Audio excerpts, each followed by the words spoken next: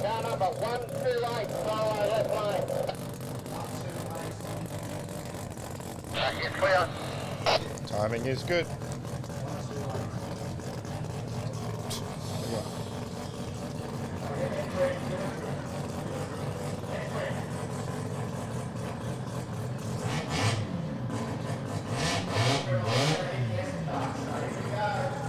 I don't know. Could be this.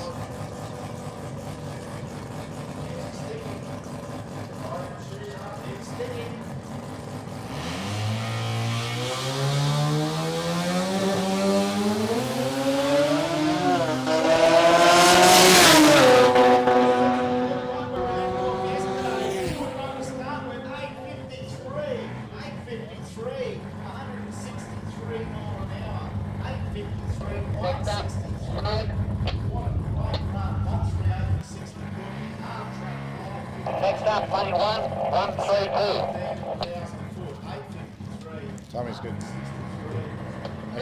Okay, we're good. Yeah, we're live. Yeah, I just didn't bother with the countdown. I just went straight live. Right, now, need to do a share. Okay, do us a favour. Go onto your phone or whatever.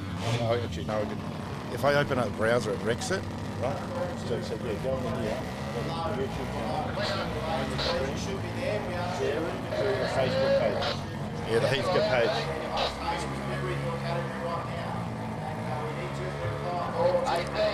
Alright guys, we are live finally. We fixed the audio issue.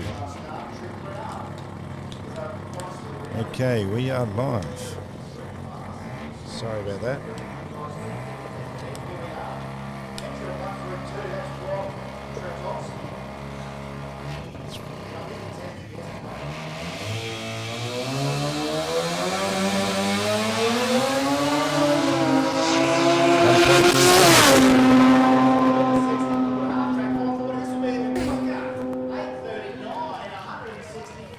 Wow, 839, 164.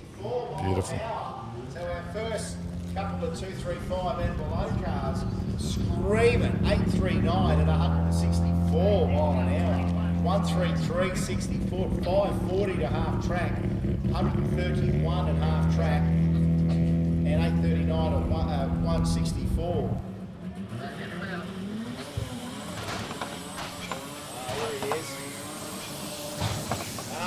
Yes, sir.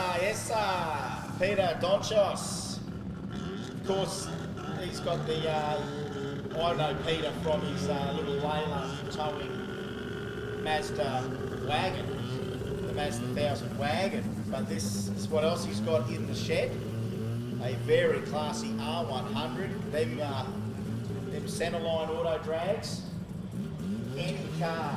They suit any car. They make any car look like a junk nice. Like you could take a Kia Sorento and put you could put the centerline auto drags on them and it looks up.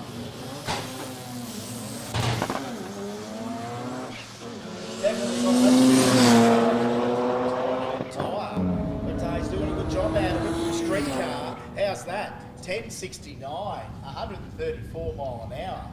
1069, 134, rolling through the Super 5 speed, and a good run there for Beck Donchos. So, wow. Hang on, hold the phone. This is Buznats. There's a Suzuki Mighty Boy out there. What the hell?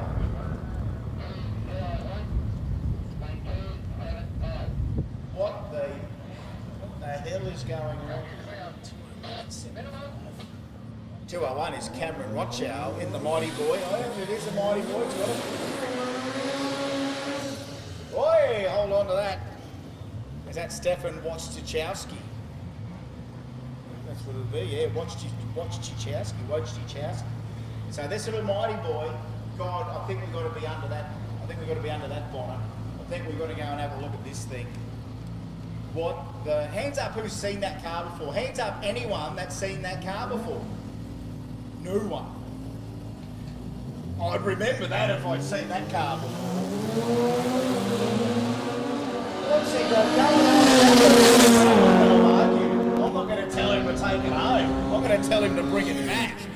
10.94 and 11.31. 10.94 and 11.31. Only 108 mile an hour. What the hell is going on with that thing? That is a, it says here, Mighty Boy Turbo. Cameron Rochow, you're my new hero. That could be the world's quickest Mighty Boy. Actually, there's one in Sydney that's a super sedan. It was raced yesterday. Yeah, I was watching it. Yeah, that's a Fortitude. Like, I think it's even got a big book in it or something. So that's great. I went 7 on it. All right, so look, we've just done a little bit of research. There is a Suzuki Mighty Boy that ran a 7 in Sydney yesterday. And how about that? Within 24 hours, again in Australia, Mighty Boy records are falling. I can't wait to get this out to the internet about Suzuki Mighty Boys. I think we've just set some new records, both capital cities in the one 24-hour period. All right, entrant 61 out there, that's Surak. And beside him, entrant 13, Adem Tahiri. So he's the one having a crack there in the RX3. Yes, sir! Oh, yeah, all the way past 62. 140 in the 60. Look at this one, 916, 142 mile an hour. Well, 255s to the lanes should be there, 255 to the lanes. Mohammed's here way early with the RX-7. 255 to the lanes, please. 255 to the lanes. 255 to the lanes. 255 to the lanes, please. 255 to the lanes. We should have final call for 235. You should be there. 235, you should be there. 255, 255 and up. You should be in the lanes too now. 255, come on up. 235, final call. 255 to the lanes, please. And the modified guys have already turned up there, Mo. You're there just a little bit too early, Mo. But anyway, yeah, we're just going a quick little check on the track. I think any time that it's good for a quick glance, that's what we're going to do. So 916 at 142, 1161, even the RX-7 babying that off the line with the stick shift, 1161 at 115 mile an hour. So final call to the lanes, 235. Final call to the lanes, 235. 235 to the lanes, 255. You should be in after them. So 235s, then 255s, and then the modified category. You just keep your eyes out there when there's room. We've just got to allow a little bit of room between those categories. And I think one thing that would be good if we can get the white pen back out is actually write your class on the door with you on the window near your number, so we know exactly which class. At the moment we've got numbers on there, but no classes below us. Yeah, I know. 235 to the lanes. 235 last call to the lanes. When we asked during the drivers briefing, they put their hands. Bad guys put their hands up. So 235. And 255 should be in the lanes too. 255 should be in the lanes now too. And our mod guys. Get ready, don't roll.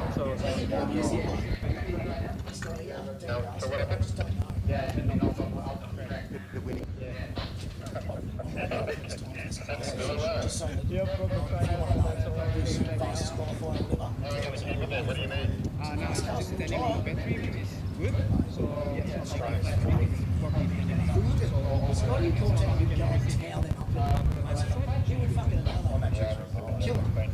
So mic check, mic check.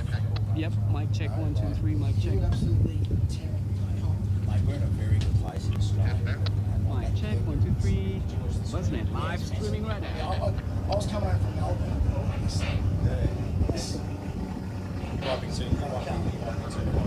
Well, it's not entirely. It's 275.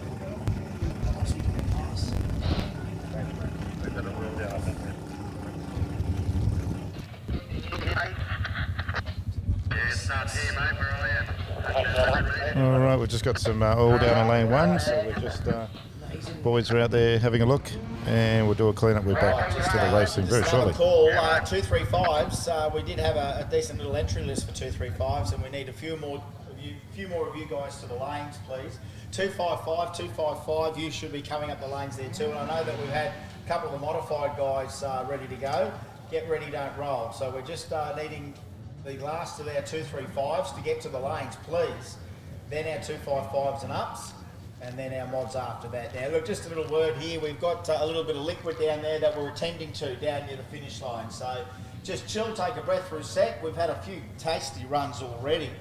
And just chill for a bit as we get that little bit of liquid cleaned up near the quarter mile there. So just another call for our 235 and below to the lanes, 235 and below to the lanes, and then our 255 category, you should roll up after them. But we still need a couple more 235s, 255 and ups, you should be on your way. And our modified guys, well, you know when it's time, it's time. We'll call you soon. It's 255 and up. Yeah. So where's the rest? That's the, and I know you guys don't have people that are dealing with especially one that's actually done a few of them, and you know what it takes, what it's like to get them all up together, and get disciplined enough to let's go again,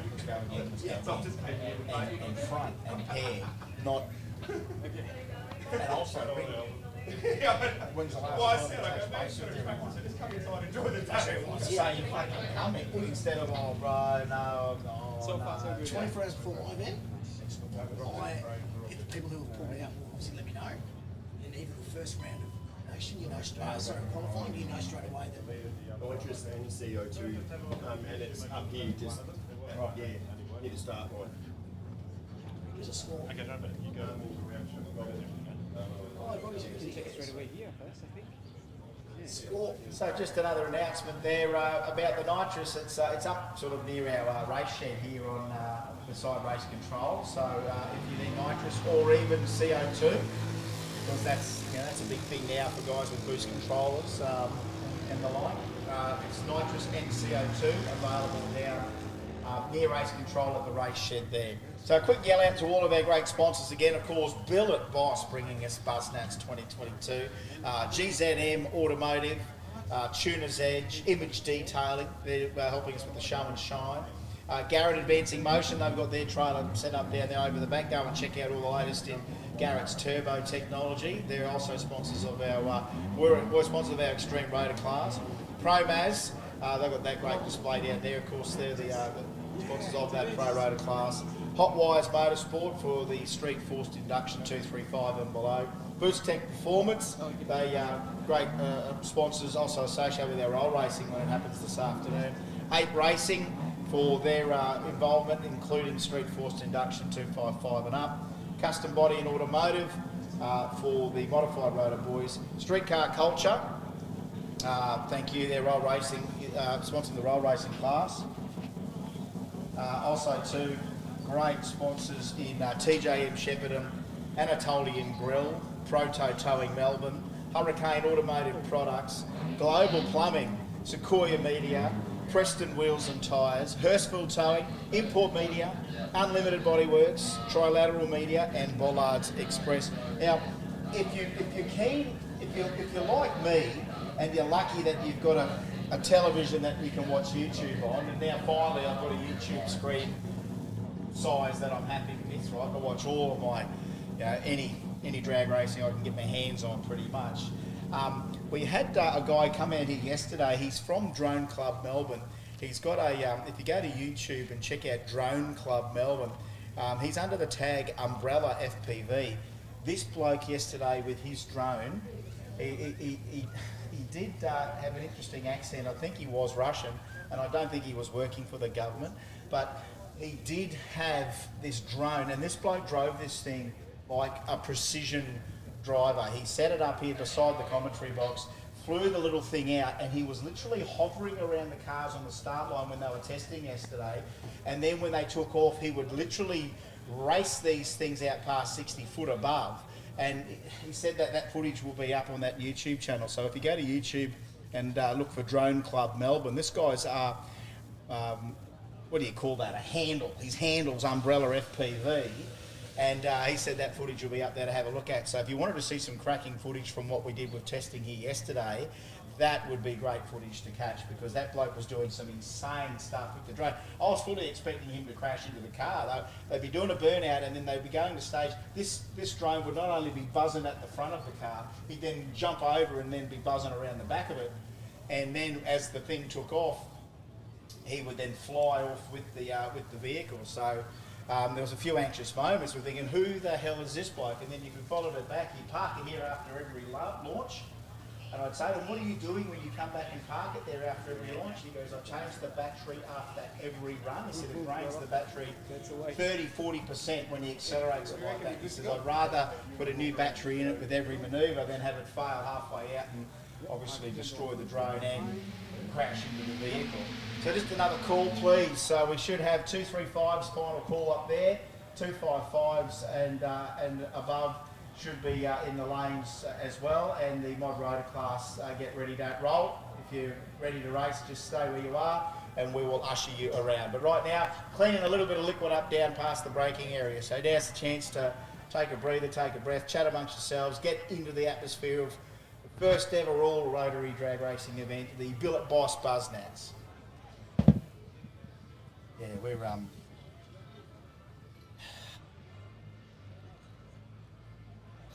All right, guys.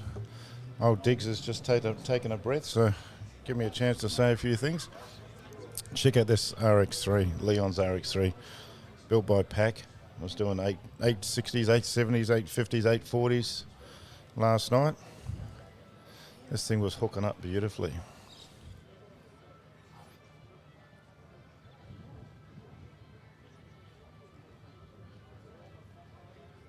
Check out this RX3, beautiful. Can you guys let me know if you're watching in the comments? Got a nice crowd here today. It's a beautiful day. If you haven't thought about coming down here, you need to come down here. It's beautiful. Perfect day. Rotors everywhere. Really nice RX2 here. RX4 behind it.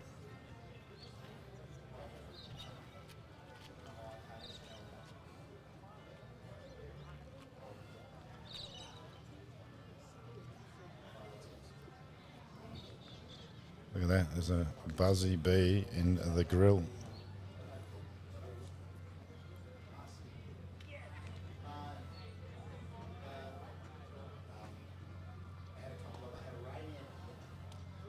So this is the 2022 Billet Boss Buznats.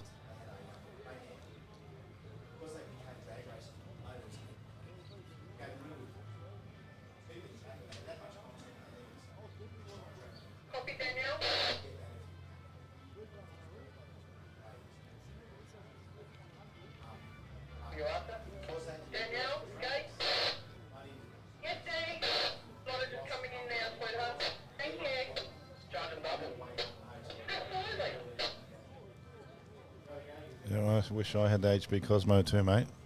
It's one of those things, isn't it?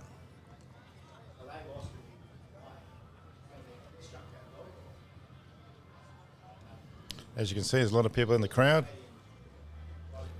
It's cracker day.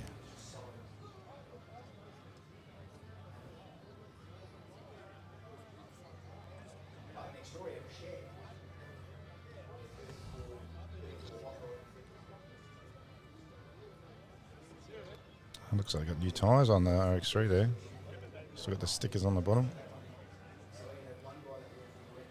They won't last long after the first burnout.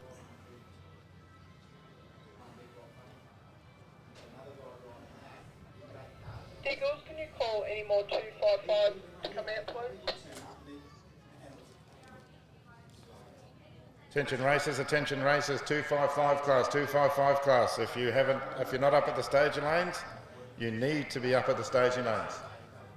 255 class, you need to be up at the staging lanes.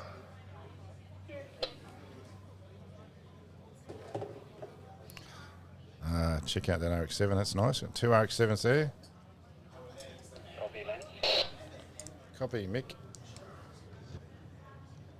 I'm halfway through staging lane, so can you check the connection? Perfect, mate. I can see you down there with a blue RX-7 and the silver FD. Correct. I'll go a bit further down, behind silver empty, and see how it goes here. Roger that.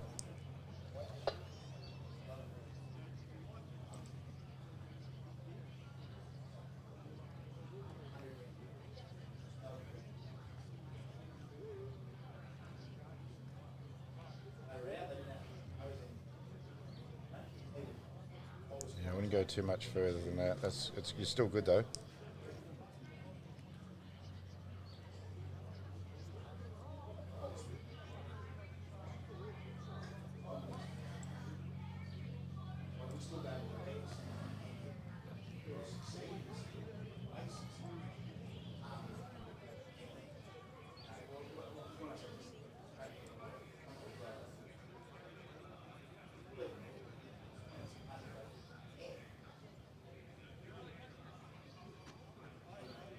Thanks for the feedback, guys. It helps us make sure we get everything right. If you're a rotor nut, you'll be loving this. I'm certainly loving this. It's bringing back a lot of memories for me. Yeah, very good, isn't it, mate? How are you going? Good? I'm going deaf here. Yeah.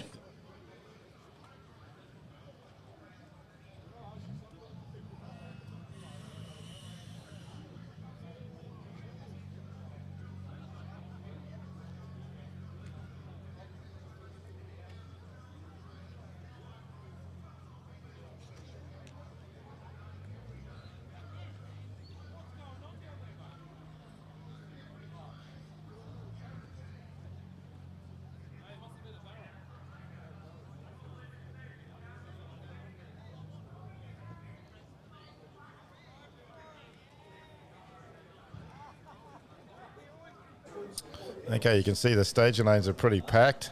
I think Mick's on the limit of the Wi-Fi there, so we'll swap cams. The guys are at the end of the track just doing a clean up down there at the end of the braking area. You can see that. Hopefully it won't be too much longer.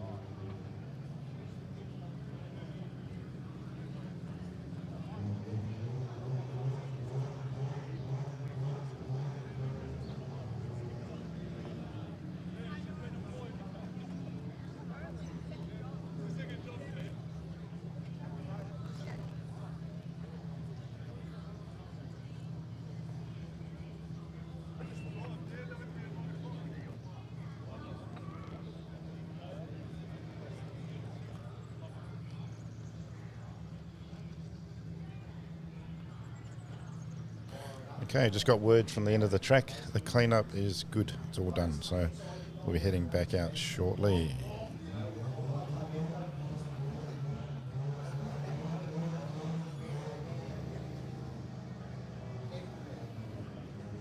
Beautiful day down here at Heathcote Park Raceway, Victoria, Australia. See the remnants there of all the rains we had. It's drying out. But we were underwater 2 weeks ago.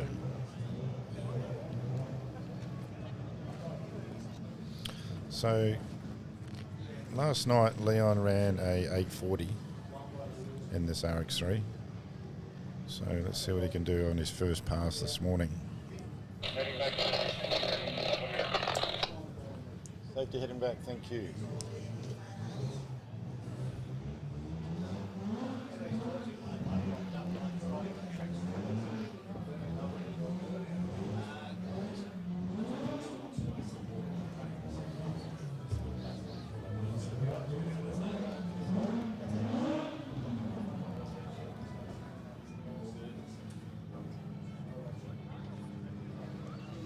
Okay, you can see the guys coming out, safety crew coming back now.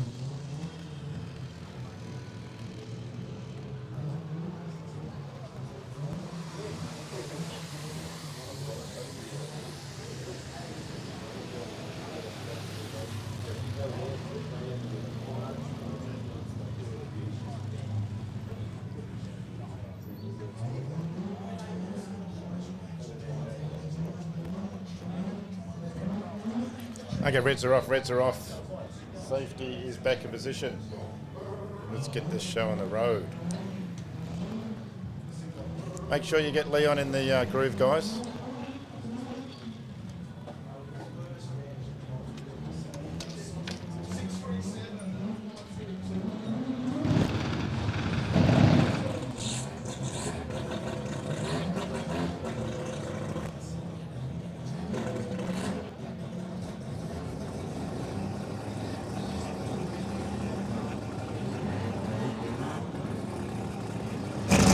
Okay, numbers in the can, numbers in the can.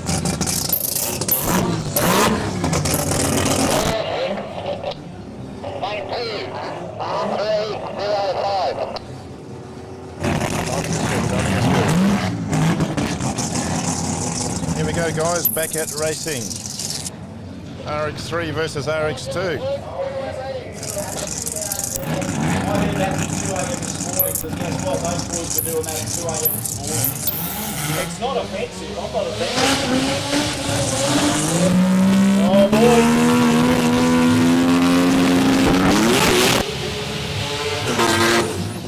Oh, yes, indeed.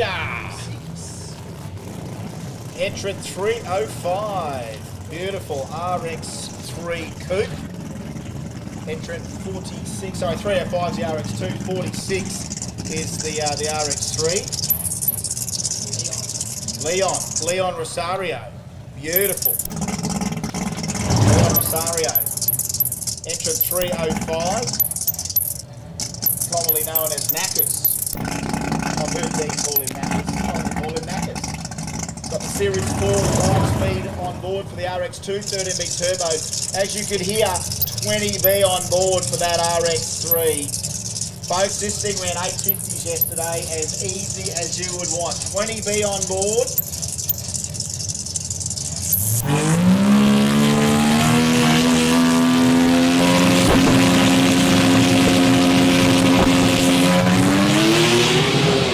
Whoa, that time just not... No, both guys were a little wheel spin on the yeah, it did not want to hook that time. It went 139. So initially engaged the start line pretty well, but it was from there as the power came up in low gear that he did blow the tyres off it. He did get off it easily, and no other harm was done to him. 12:44 for Knackers, again pedalling through the street rubber to get down the racetrack. But yeah, yesterday that went when the track come round, and we've still got a bit of temp there, so I think it will come round. That thing's poetry in motion. It was 860s, 850s yesterday, that car. Great line up here. We just need them all to turn up. We need them all to line up, and whatever happens, happens. We're just going to have to, you're doing the right thing by taking it all in. 76 and 205. You're the back to 235. Yeah, all right. Back to the 235, so a couple of 235.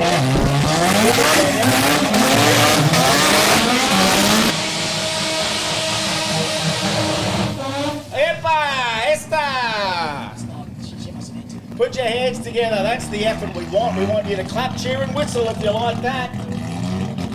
If someone had those big Puerto Rican horns, we still couldn't arrange it because it's not hard to make. Maybe digitally print one of them. You need a really good digital printer for that.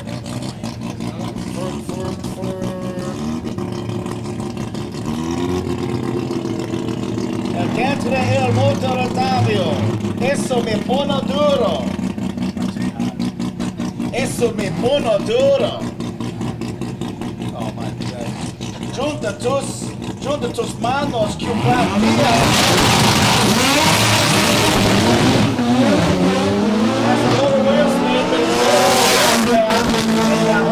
any which way you want to attack it out there. Clutch pedal or no clutch pedal. 1184 and 1105. Plenty more potential left there. Murderous wheel spin for both competitors, 225 and 238 to the 60 foot then. So a lot of wasted wheel spin. So many cars were hitting that 1.360 foot yesterday out of here and doing it well on the radial tyre. So they definitely had some fun out there, especially Ryan in the RX4. But yeah, we thought that could have been, well, it does say Tanya, but it wasn't Tanya, was it?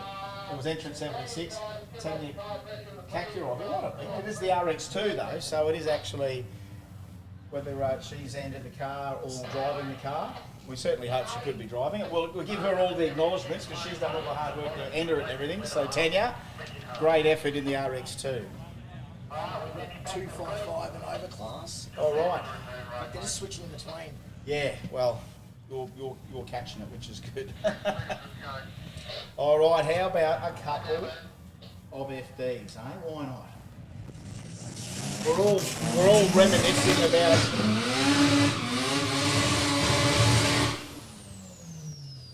Oh yes, indeed. On the way back, please, gentlemen. Thank you. On the way back. Come on back. He's looking for the beams. There we go. He's grabbed it.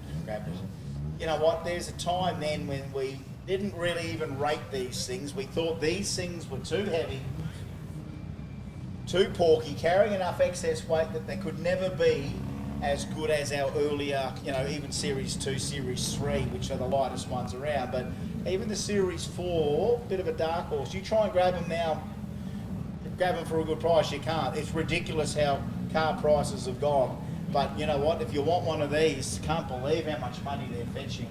It's like everything. Back in the day, I wish I kept every, RX2 that came up. Oh, that's not good. That's not good. The blue one. Oh, we smashed something out of the RX7. Please stop. Please stop. Our silver car though gets it through. Look, that's pretty stout. 1152, 127 mile an hour. But all right, broke the diff on that one. That's I think Saf Dowdy. He's blowing something out of the back of that RX7. I mean that'll be IRS. That's the IRS on the back of it. She went for the big squat, got plenty of traction, plenty of horsepower obviously out of the 13B power plant. But Saf, something has blown out the back, and that's our first piece of carnage, which ain't good. Ain't good for the bloke that owns it, and especially if he did drive it out. I'm sure we've got to, in some capability, be able to assist him, trying to help him get it home or fixed or whatever. But that is not a good thing to have happen. But you know what? He's not the first bloke here at Heathcote to experience that problem, is he, Lance? It's you make no apologies for the traction out there. In fact, Heathcote definitely stand by their track prep guarantee that if you don't eventually break something here, you're not trying hard enough. Well, that's right. Well, look, everyone was whinging that there wasn't enough track prep. Now they're whinging there's too much. So you can't win, mate. It's a delicate balancing act, isn't it? The track prep balancing act is like, well, guess what? He's found the stickiness. Now remember, he goes where a million Falcons have broken in that lane as well. So it's not just the RX7 that encounters issues. It's not the only IRS system that breaks stuff out there. Any boosted Falcon that comes here has also experienced lots of drama in both lanes. But quite the victims. But that's just one thing about drag racing. It helps you find your weak point, and normally somewhere downstream of the flywheel is where the weak point is, because we build some pretty tough engines in this country. The weak spot is normally downstream of the flywheel. So that's why the industry continues to flourish. But he's dropped a lot, and there are components on the. It's not just oil on the ground. I just saw him take a handful, like a 2-hand scoop of metal. It's a 2-hand scoop of broken metal, and they are into it, these boys, to help pick it all up. But that's a mammoth blow up there. But what can you do? So folks, we're just down a bit while we clean this all up. But again, we're all etched in history for the 2022 Billet Boss Buznats and our first carnage hopefully not too many more. Yeah. Sweet. Yeah, the mate, yeah.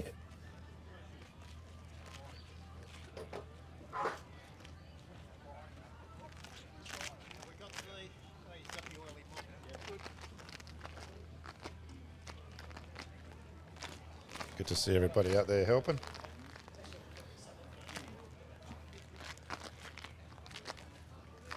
Shit happens. Exactly right, mate.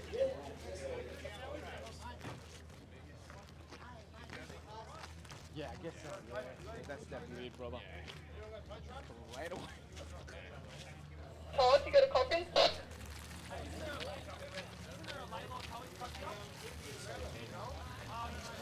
Paul, I'll put the numbers on them and I'll put a circle around them so they don't get confused with their race numbers. Good.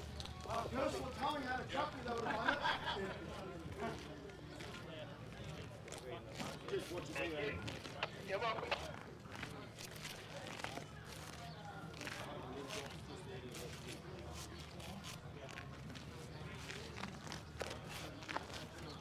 Can you press the button, mate?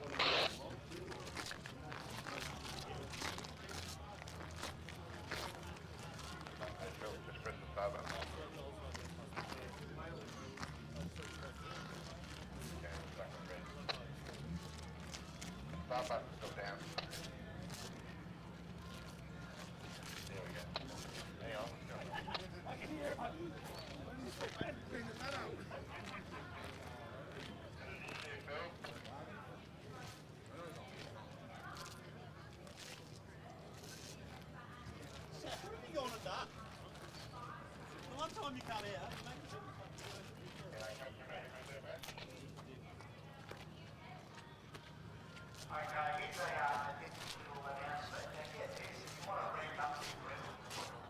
Experience, this might come in handy if you want to go down to the Buznats tent and it says here buy a pre-purchase a shirt or purchase a shirt. I think it's just a buy shirt.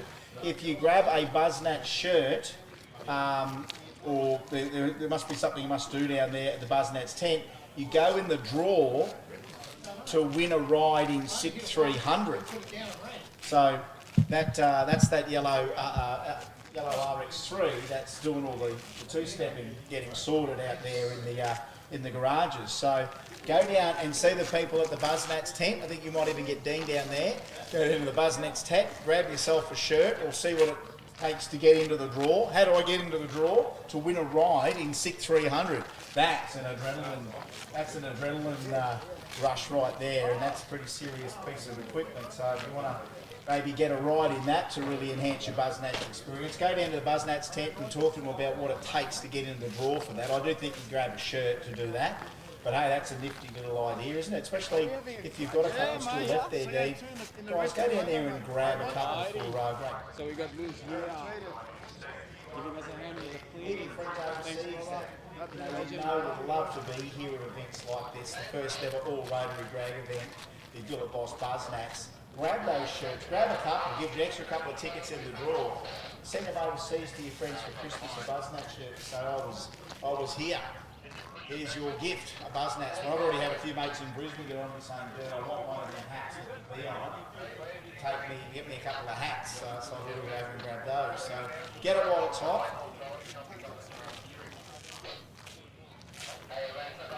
So make sure you get down there. That's a great opportunity for a ride in SIP 300. Now that is the RX3 drag car that we've got out there in the back garage. That's doing all the limiter pops there. So that's a great bit of promotion. Thank you for that, Dan.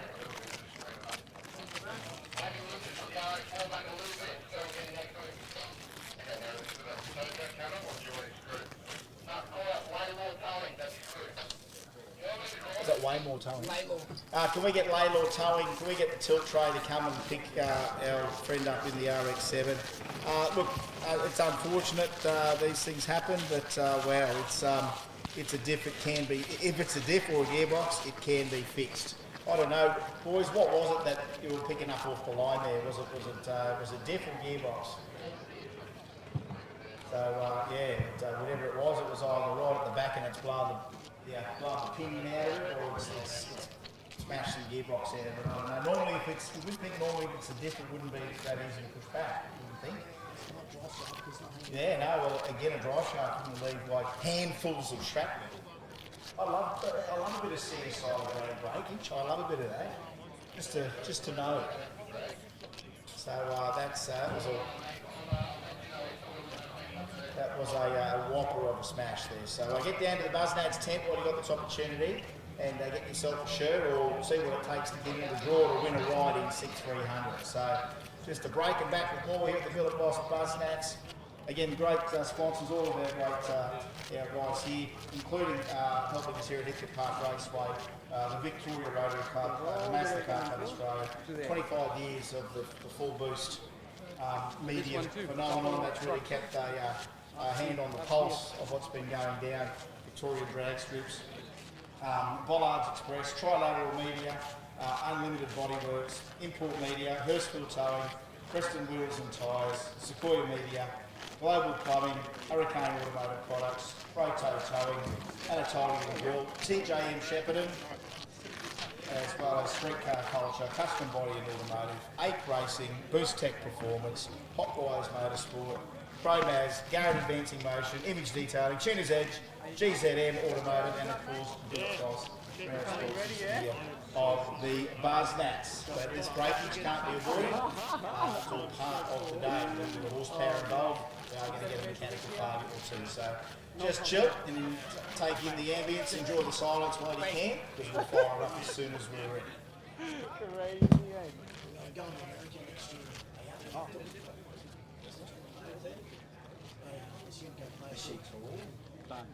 Fucking point guards. I thought I'd ask because it's like, I'm looking at you going, I was in the middle of my muscle, so I expected this. Hey, Dad, you know. Her position was already Well, she, I've got a 16-year-old who's 6'3" and 100 kilos.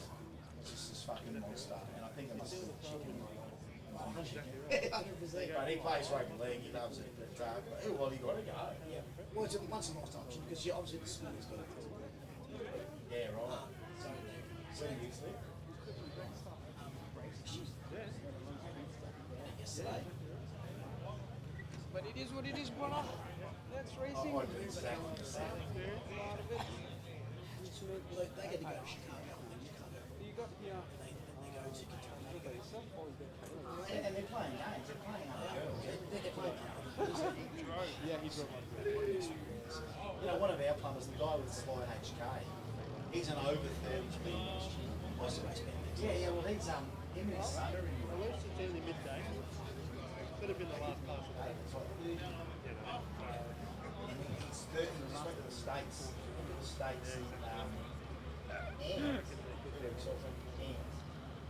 Third in the state. It's amazing, some cars are gripping Early in the year, he got offered to so on. Was out of the whole country, I'm sort of like top. Yeah. Age. He was a guy who basically was Yeah.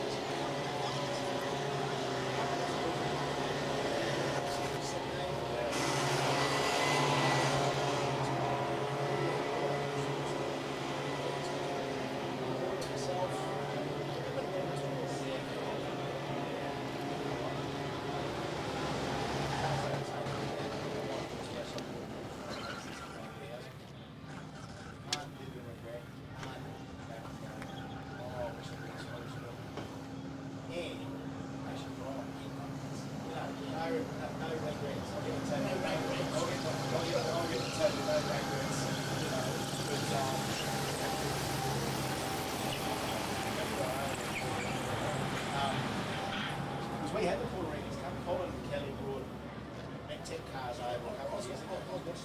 Did ya? And that little thing back to get ready for you see the red Corolla go on 6 O's. You know, when 598 tested on Friday. So 2J. Yeah, that one, that's a 340 car. Fastest 340.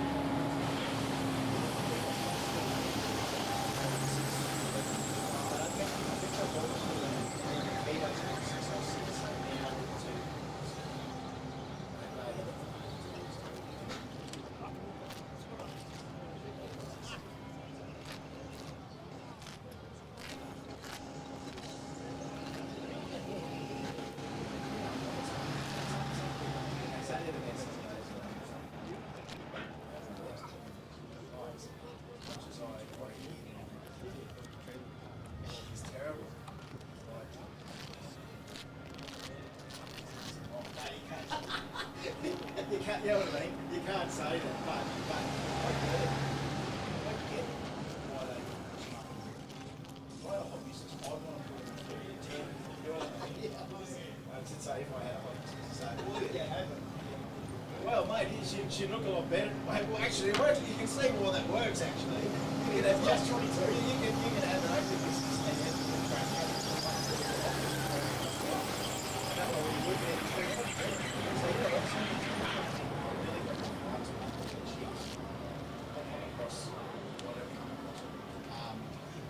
I'm normally associated with, you get the girls and they're really nice and they see you talking, so they talk to them, oh my God, or something. You see something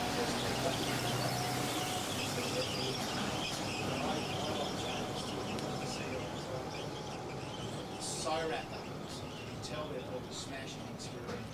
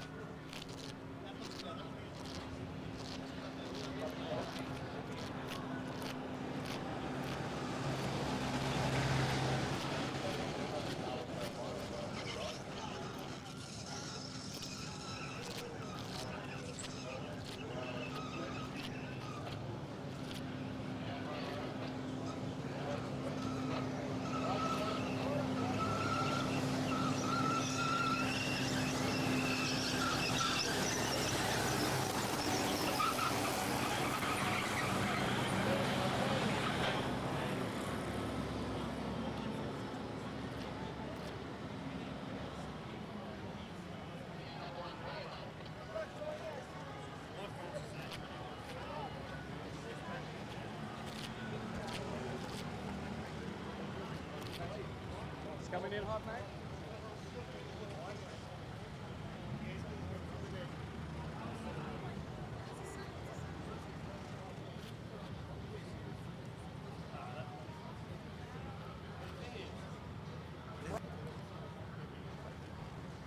The person the last break breaks it. Mate, come on.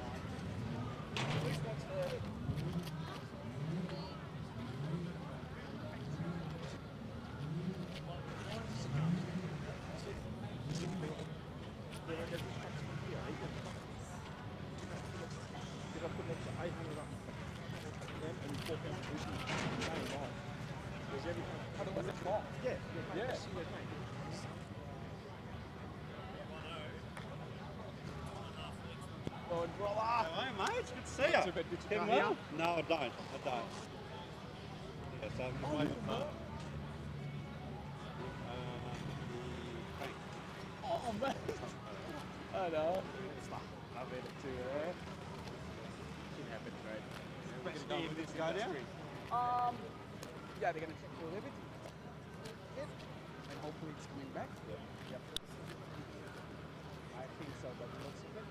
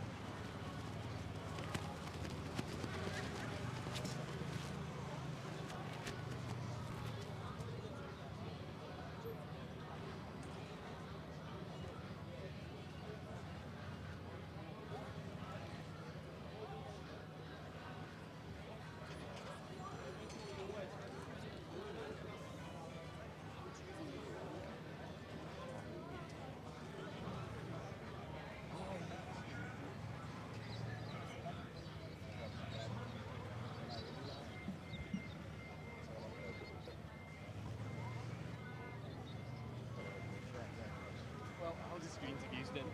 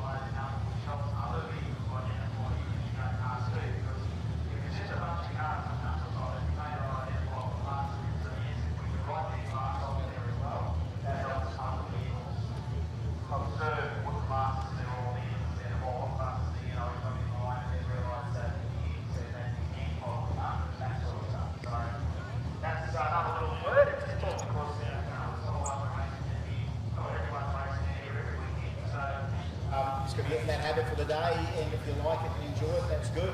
We've got a few toughies ready to come up there shortly. I can tell you, we've got them around, and we will not just yet call our street or rotors back. I don't know. I can't see what the lanes are looking like at the moment with cars in there.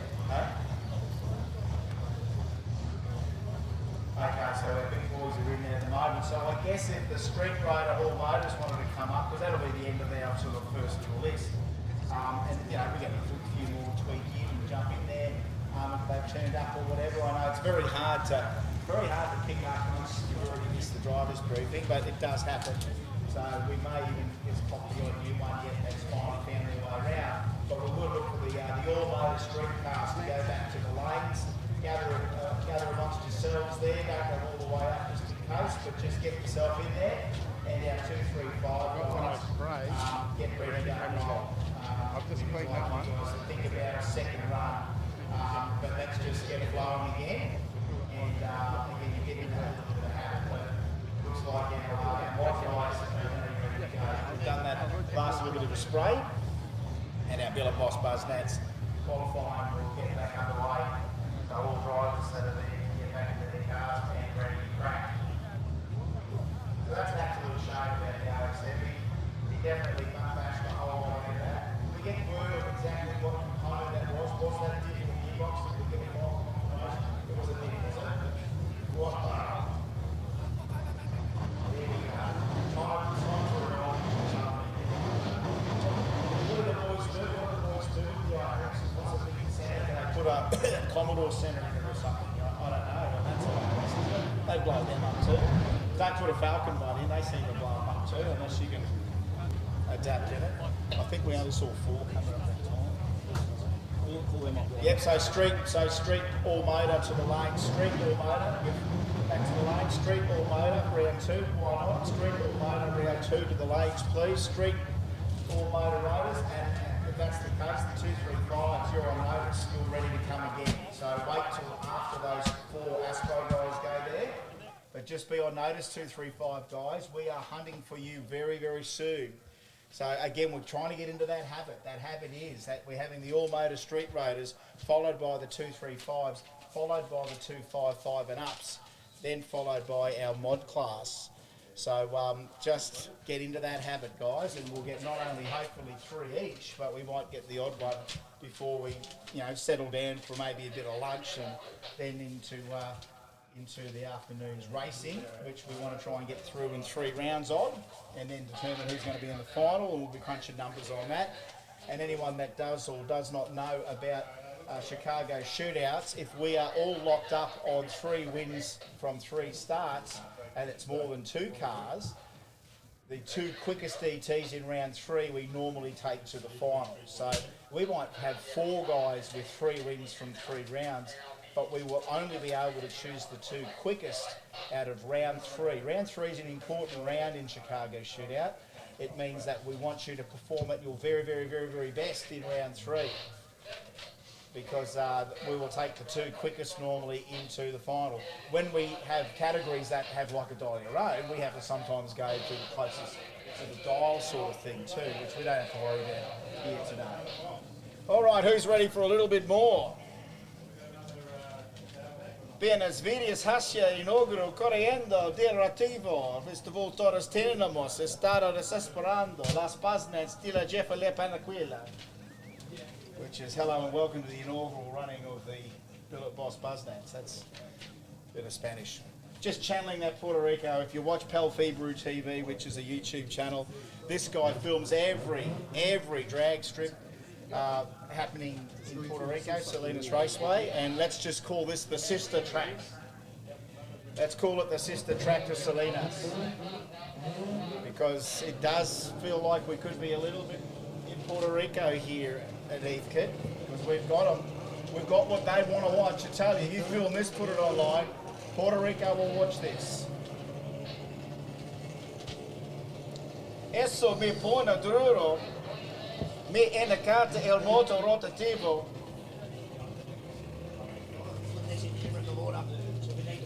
That's a good idea. Yeah. Oh yes. RX4 Coupe 13V Turbo, plenty of rubber underneath. Entrant number 24. Arif Yuze. 235. Is he? Entrant 24.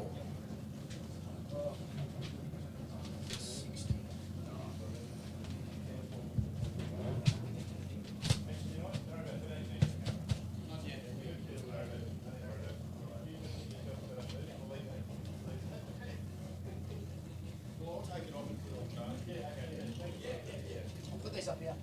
Yeah.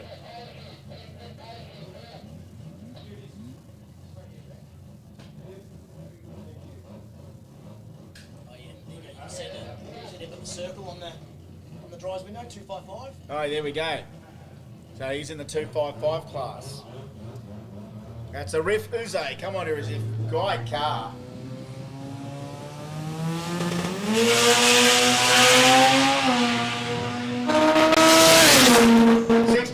138, half track. I just heard him get off the throttle, 591 at the 660, and all the way through, backing off at a 1043.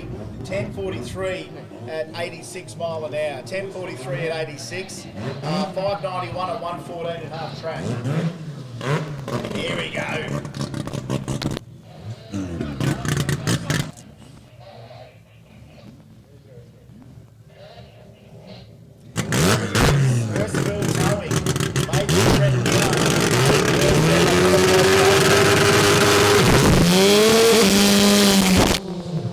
Oh no, Muhammad won't be happy with that. They'll be going to a burnout, I think. Here we go. Yeah, no, I think he's gonna stick with that for the first one, right? Normally he lines this thing right up. Oh, I think he was in off. That's just right. Maui. Moose, 303 Moose. So, alright. There's the towing team from New South Wales down here to put on a show. That's what we're going to do. What do you mean?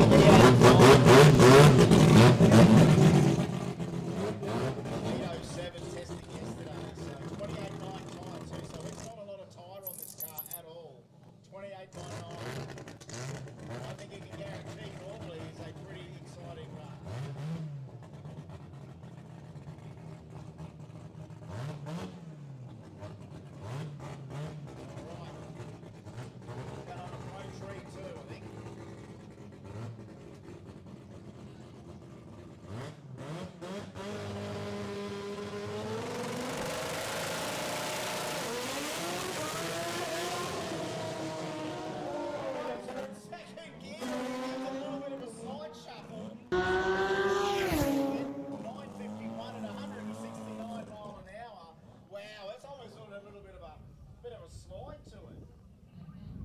Slide to it there for Moe. 951 and 169 mile an hour. 951, 169. 165, 60 foot. Track 60 foot, 127. And yeah, just spun those 28 times. He wanted to go back to the other two settings and make this because initially he came out expecting.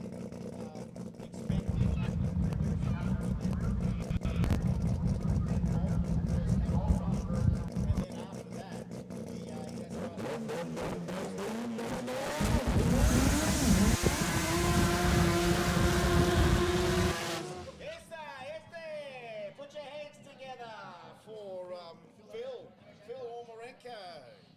Eso me pone duro. Cuba grande dia.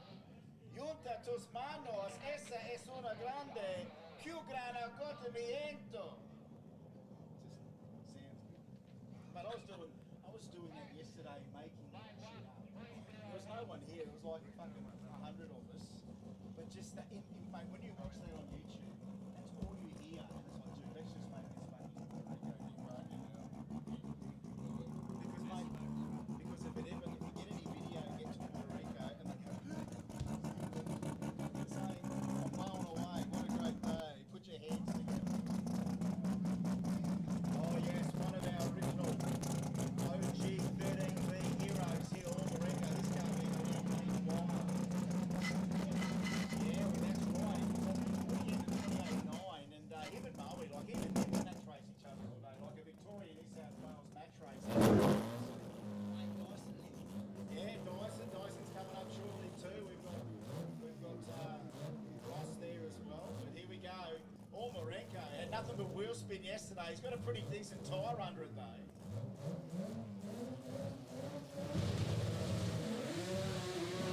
Boy, Phil, over there he goes. Over there he goes. All right, okay. That's a very big smash at the track there. 151 in the 60 foot, and yeah, he's had to get off the throttle because that went over the centre line. Over the centre line. Very, very, very scary. So yeah, I reckon him and Moe might be able to match race each other if that's the case. So we need our All Motor Street guys back to the lanes, please. All Motor Street guys back to the lanes. We need 235 up behind you, 235 up behind you. So we we need all motor street to the lanes again, please. All motor street to the lanes. All motor street to the lanes. All motor street to the lanes. 235 through your second qualifier. You can come up behind them. Again, we're expecting about 4 of them. We're expecting.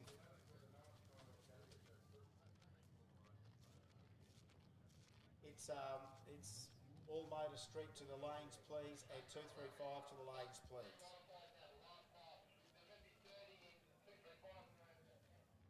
Nowhere near 30 Lance. All right, so we're just going to go and do a little bit of a clean up there as well, so bear with us. But yeah, we're sorting it all out here, folks, and yeah, we've got enough weaponry here in the place to really keep ourselves occupied, but we've also got to make sure we keep the track clean and get our categories in order. So we're still calling for all motor street to the lanes for round 2 of qualifying. We want our 235 round 2 guys to start rolling up the staging lanes as well, and then we also want the 255 and up. Just a word too, and I know it's hard to police here, but our little area beside race control here is for our Buznats VIP guys. So if you need a lanyard or something, I think you guys can go down to the Buznats tent and get one. But don't be surprised throughout today if you are asked to move out of that area. Just to word you guys up, just in case you are asked to move, you will probably have to go and get a VIP lanyard. But feel free to hover around there. But if you do want to be there and stay there all day, you can get a lanyard from the Buznats tent, a VIP lanyard. But don't be surprised if you don't have the lanyard in there, and you may be asked to be moved from that area. That's being dedicated to our VIPs, and I do know we've nearly I think we'd already sold a lot of our pre-sold all of our VIP lanyards.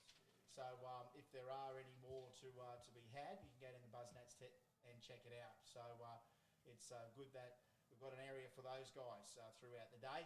But bear with us, cleaning up here.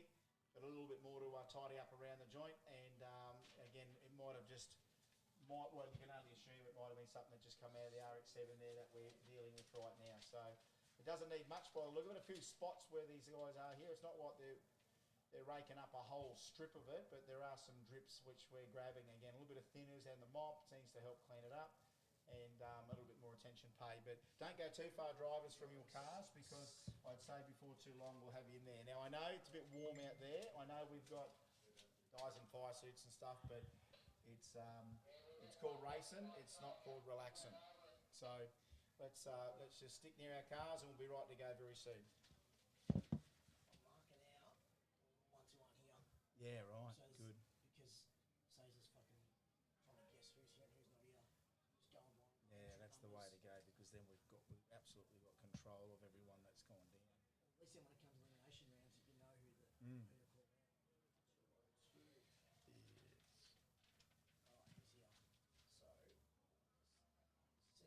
7251. He's changed his number. It must be like a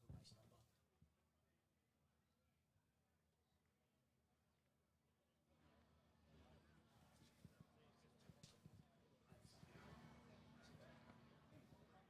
Well, I think it was a pro and a mod, whether they were going to combine themselves. All right, guys, we're just doing another oil cleanup. Those last 2 cars went down pretty sideways, and it looks like one spilled oil and the other one ran over it. So the guys are just out there cleaning it up.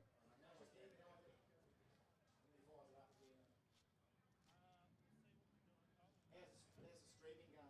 We just dragged it and sprayed it, and now she's got oil back on there again.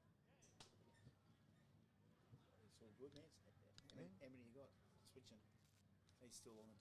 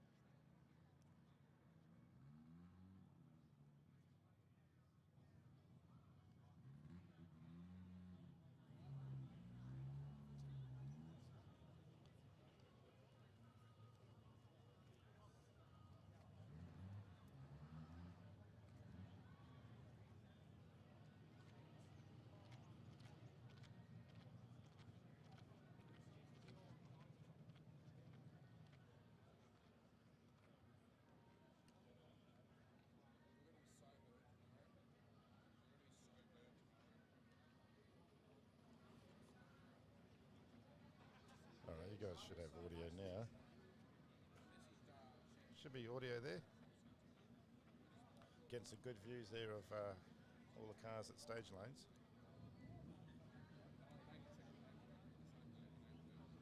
Let me know if you can hear me in the comments.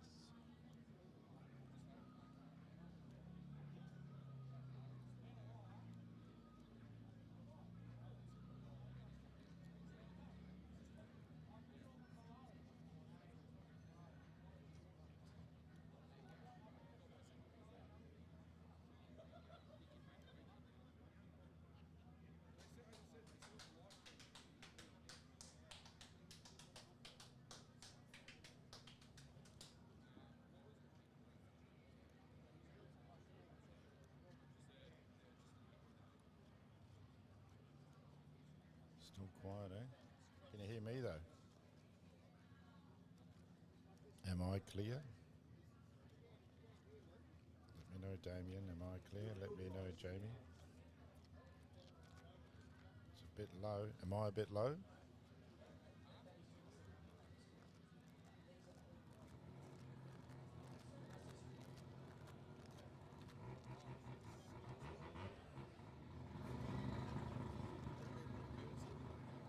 Is that yup clear or yup low?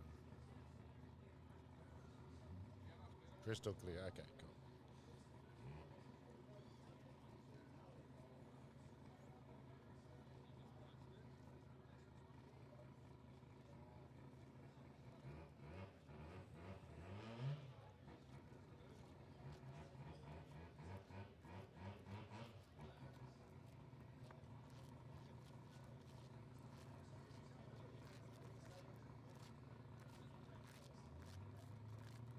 Hey Ross, how you going, mate?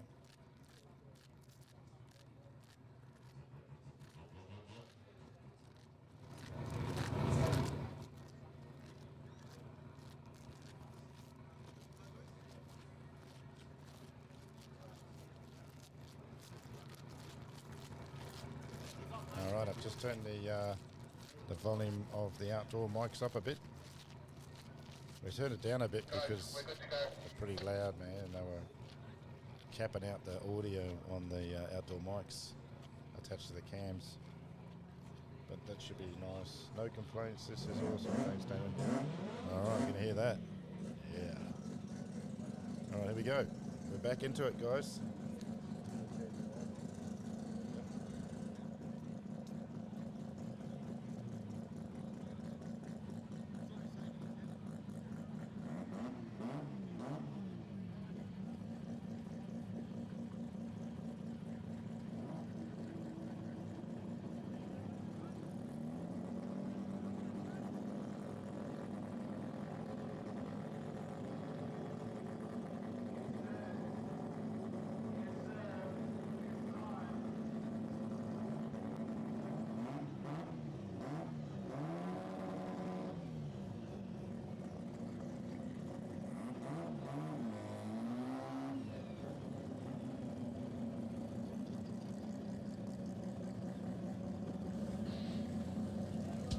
Thank you for your patience.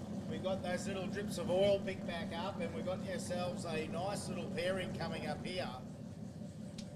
Entrant 72 and entrant 7251. So we've got Andrew Dyson.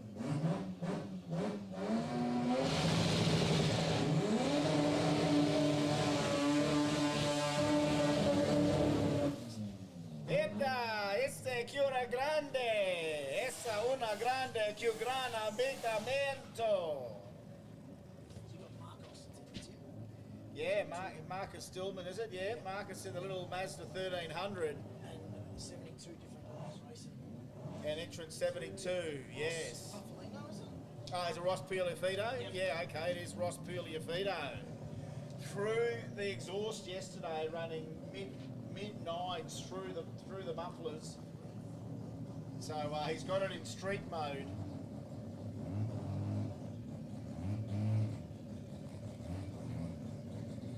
Not this little towy Mazda 1300. Marcus Dillman. So get your cameras ready for this one. 13B turbo, both sides, so it's got to sequentially shift.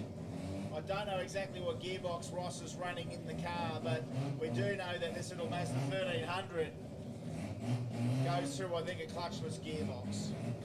Really brings it out.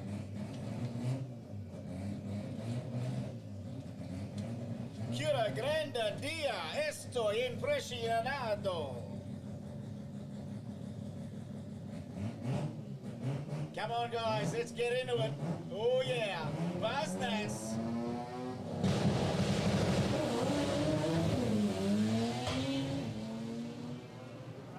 Oh, 60 foot, 185, 152. Just a lot of movement for the 1300.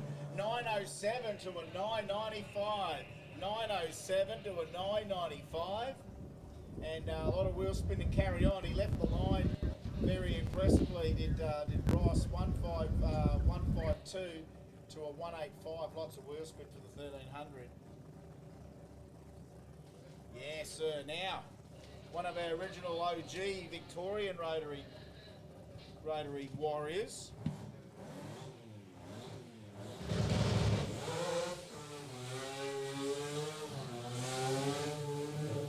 Oh, yes, sir. Yes, sir. Put your hands together. Junta tus manos. Junta tus manos. And he stalled it.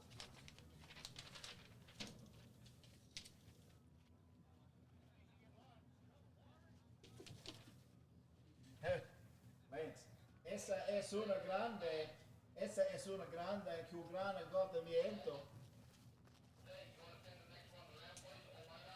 Lance might need to put a translate into the stream. But no, not good for Andrew. All motor street to the lanes, please. All motor street to the lanes. Gee, that is not good at all. It's the thing ain't firing up. Big in the skid, and then the thing did not want to play ball. So Andrew Dyson, 20B, and the big RX4. You remember the early days of RX4s in Victoria. Then you think of not only the rotary guys, but the Damage boys that took RX4s initially and put big Ford motors in them. And that was weird, but initially they did it with Ford engines. They didn't put the Chevs in them. They put big Ford motors in them. But traditionally, the RX4 wasn't always noted as a performance vehicle at all. Really, I mean, it was obviously the obvious next evolution from the RX3 models. But they if anything, Mazda was very quite active in the especially in that 1970s era with the variety of cars from the R100. RX2, RX3, RX4, the RX5 cute, of course, and then late 70s when the RX7 was finally emerging. Just these cars, though, one of the first cars I ever got driven in was an RX4, 13B peripheral port, reed valves, and Corona 4-speed, and that thing was, I think even back then, a 12-second car. And cranky to drive. If you ever want to know what driving peripheral ports on the street was like, it was not a pleasant drive, but it certainly sowed the seed. RX4s were etched in history from that day on. And many years later, a girlfriend of mine was sick of driving this little Suzuki Mighty Boy automatic that she bought as her first car. She says it's just so gutless. I said, well, that's what 43cc and 2 gears will get you. And we just went past the car yard one afternoon, and there was a yellow RX4 12A auto for sale. And I convinced her to trade the Mighty Boy in and buy that RX4 12A auto. She can only drive it auto. So I'm proud to say, at age 18 or 19, my girlfriend drove an RX4. She immediately started complaining about the difference in the fuel bills from the Mighty Boy. But I said, haven't you got enough power? And she hadn't. I said, well, let's go for a drive. And I drove it, and we held it in drive. I held it in low, and showed her what the buzzer was like, the RPM buzzer on the RX4s, and then you'd even hit even those things when you wound them up. They were pretty swift once you got them up there, but it obviously had an RX7 12A single dizzy conversion in the thing. But you know what? I think she ended up trading that thing back in, and you would cry to think how much I think she got as the changeover value. I think it was $2 grand. Yeah, you try and even find one of those now, what you'd pay for those. It's just incredible. Any number of our, anything with an RX on the end of it, anything to do with the rotary engine, we were even talking about it yesterday. Will RX8s ever go up in value? And the answer is yes. So get out there now, folks, and buy as many RX8s as you can. They are probably the cheapest one you're ever going to get your hands on right now, but do believe that sort of stuff is going to go up in value as time goes on. So that's a shame the old RX4's gone all the way to the back, and they haven't gone completely out and around the corner unless they are going to now tow it back, which they are, to take it back to the pits and try and work out what the hell's going on there. But we're looking forward to a bit of 20B action down there again. But unfortunately, Andrew's had an issue on that one, so can't do much other than go back and scratch the head and try and work out what we do to get the thing lit and gone again. So don't forget that great Buznats promotion. If you go grab yourself, I think that's what you need to be eligible, is a shirt, to be gone into the draw to see if you can get a passenger drive in 6300. We won't give you the keys and drive it down yourself, but imagine being a passenger in 6300. You're just going to go and grab yourself a Buznats shirt. I think either you get a shirt if they're in stock or pre-purchase, and we can hook you up with a ticket in the draw, or your name's in a draw. I don't know whether we've got a ticket book, but your name will be in the draw for that. So we're sifting through here. We need another call, which we've got now, all motor streets. 235 to the lanes, please. 235 should be there. 235 to the lanes for the next session. This is Q2 for all motor street, which are out there now, all four of them. They're probably our best behaved group together so far, the all motor streets. You're all ready to go. We just need our 235 guys up in the lanes, and our 255s, once the 235s are up there, the 255s can come in after that. But just be observant as to what categories in front of you, and try not to jump the queue. I know some guys are a little bit late getting to the lanes for their category, but please, we'll get into a habit hopefully by the end of Q2, and be ready for Q3 when there's a chance. So we'll be back underway in just a tick with some all motor street riders as we've done our little bits of spot cleaning. Well done, boys, working hard. Looking resplendent in the Buznats gear, most of us. And right, bit of all motor street coming up again. They're traditions, and as we said, this is where a lot of it starts. Sometimes your first car can be one of these, whether it's standard ported or J port, bridge port, extent port, whatever.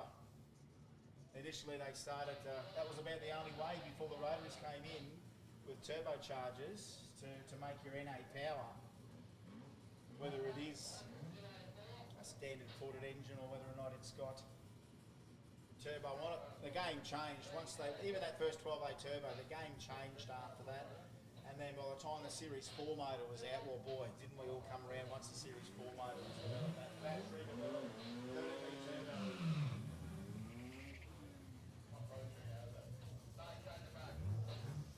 All right, our all motor class. That's Enzo Fantozzo in engine 304, the blue RX3. The RX2 beside him is Ben Walsh, the Capella. My first car was a Capella, rectangular headlight one. Eventually put a 12A in it. 12A in Jacko actually, and even had a blower on it, but it never finished it.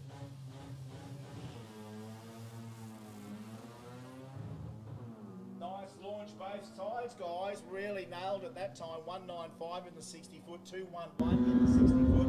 They go to half track 877. They hit the stripe 1377 and 1375. You just could not split them. You could just not split them.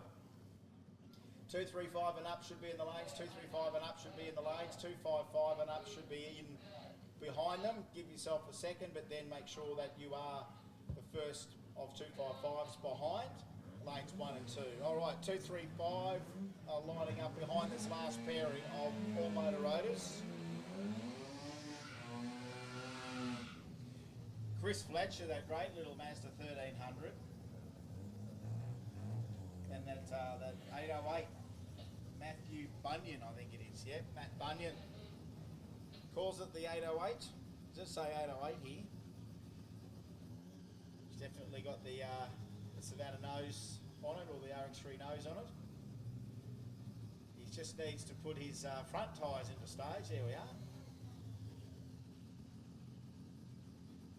Back further.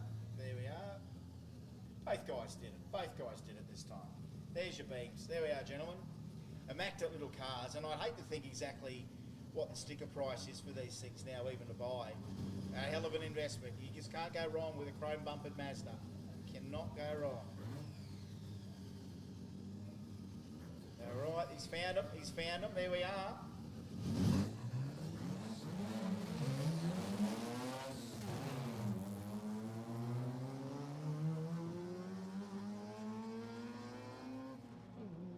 That's winding up the coupe. 1365 at 101 mile an hour. 1365 at 101. 1556 at 105.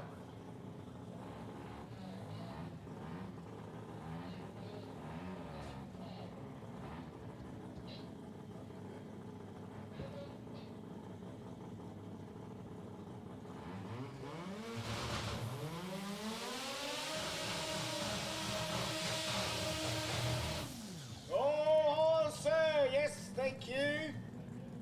That's enough of that. That's enough of that. Crazy big skid. Stefan Wojciechowski. Supposed to be beside him there. Entrant 205 is Ryan Bennett. Ryan, you madman.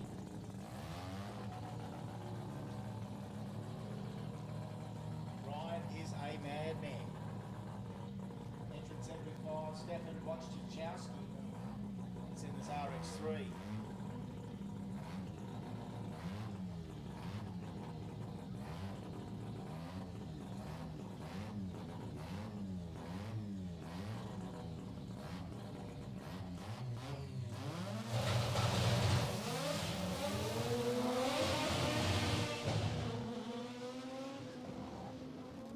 Looking for a gear as well. Right down Broadway. 10, 12, 141. 10, 12, 141. Troubles there for our RX4. 12.99 at 86. All right, the Suzuki Mighty Boy is back.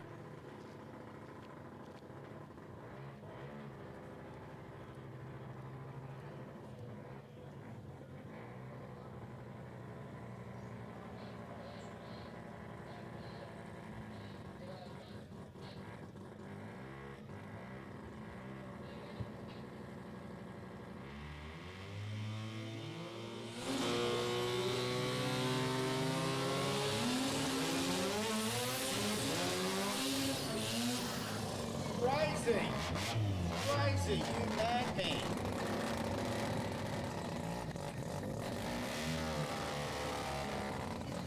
Sino es un roto, es un roto.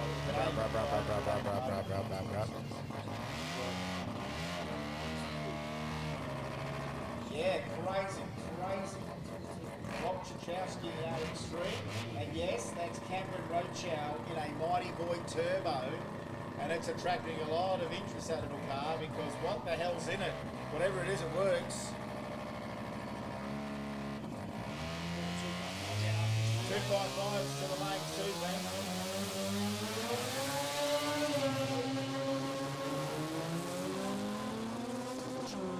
Oh, right, not a bad run here. 546 to half track, 846, 846, 164 mile an hour. And a little Mighty Boy, 1170, 124 mile an hour. 1170 to 144. 8:46. 8:46. He went at 8:39 before, so look at that for 2 runs. Rob Trachowski rather, Rob Trachowski in that RX3. Geez, we've got some wild little rotors, street rotors too. Still carrying that rego, and honestly, there's not much on the rotary cars that you think you need an engine configuration. It's not like we've engine swapped it. Yes, it's a slightly more powerful 2-rotor than I had factory, but pound for pound. And again, let's draw a comparison to say, you know, your average. You used to be the great together, you know, Commodore. Let's just use maybe a VH Commodore as an example, right? So, you know, VH original engine. Say you pulled out the just all your engine lines and you put it out here, like that. You can expect that. You can expect it below 8 set in that combo if you lean on everything, made everything tough. Have a look at RX3. We will do exactly the same thing. Keep even to an extent. No build components, right? Turbo, boarding, gearbox, control, and the thing's the same. Oh, yes, sir. But dollar for dollar. Yeah, dollar for dollar, you can expect these things to surprise you for the money. Pete Donchos, thank you, Mr. Layla Towing. He is he's going loco out there, and so is Citrac. His RX7, but Pete's out here to have a bit of fun in Jet 100. Absolutely having a ball. Oh. Absolutely. Cua grande dia. Esto, impressionado.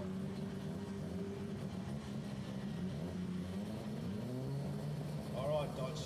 Yeah, you see he's got the Super 5 speed in this thing. Oh. Love a bit of stick shift, street raider, having a ball. Another call, final call, 235 as well. 10.78 to an 11.49. 10.78, 11.49. So he's having a great time with that thing today, Pete Donchos. 10.78, 132 miles an hour. Dropping the clutch, comes out. That puts a lot of supercars to shame. Puts a lot of hypercars to shame. Diminutive R100. Then you throw like an 8.4. Imagine lining up against like a Lambo 100 car track. Into the 830s, 840s, and just. There's Knackers back in reserve. Knackers in the RX2, entering 305. Yeah, Jeremy.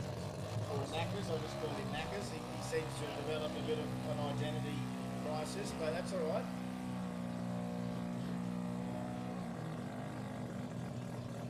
Entry 128, of course, is Ekram, Unidriven, yeah, Ekram. He's been down the track a few times, testing yesterday. And just that level of 13V turbo RX3 street car, it's a good line. Billet Boss Buznats, hope you're enjoying what we got here today. It's not a bad turnout of some of Victoria's best rotaries, and I know the more Buznats we have, the more we're going to see.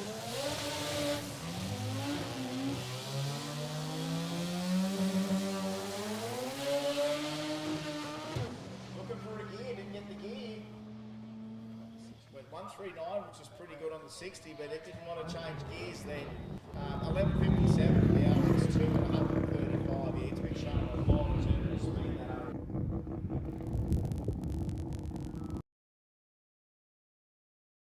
Want to shift gears there and being a 3-speed. I don't know whether he's just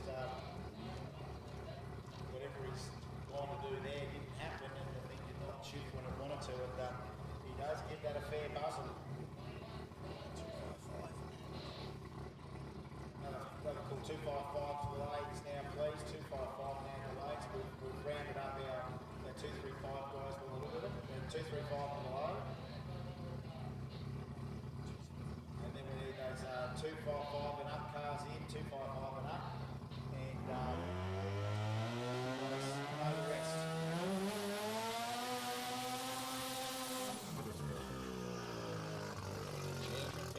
He had a little test yesterday. Tiago Ribeiro, the RX-7.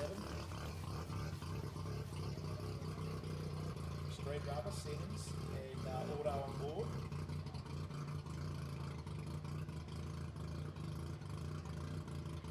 Yeah, 255 and up should be in the lanes. We've called the 235 and below there, and that should be them, and then our 255 and up. As we said, we've got a bit of everything in there. We've got roll racing, we've got drag racing.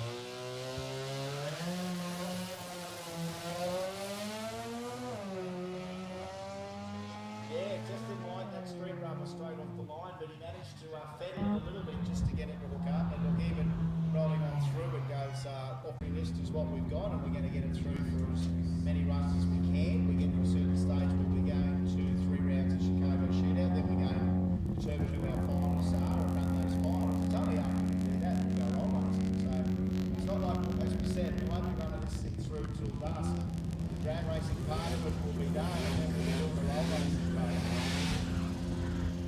So we get a bit of a mixture of a few different disciplines. So here's another immaculate RX2, Ezra 76, yeah, Peter Cactura. Thank you, Tanya, for entering for me and taking his monitor for him.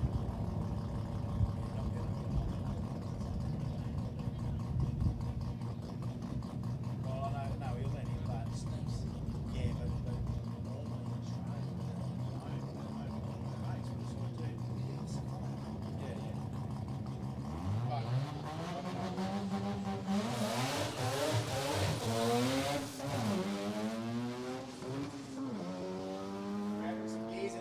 spin on the way through. We've got 203 out the 60, 758 the half track at 99, and out the back 1142 at 131.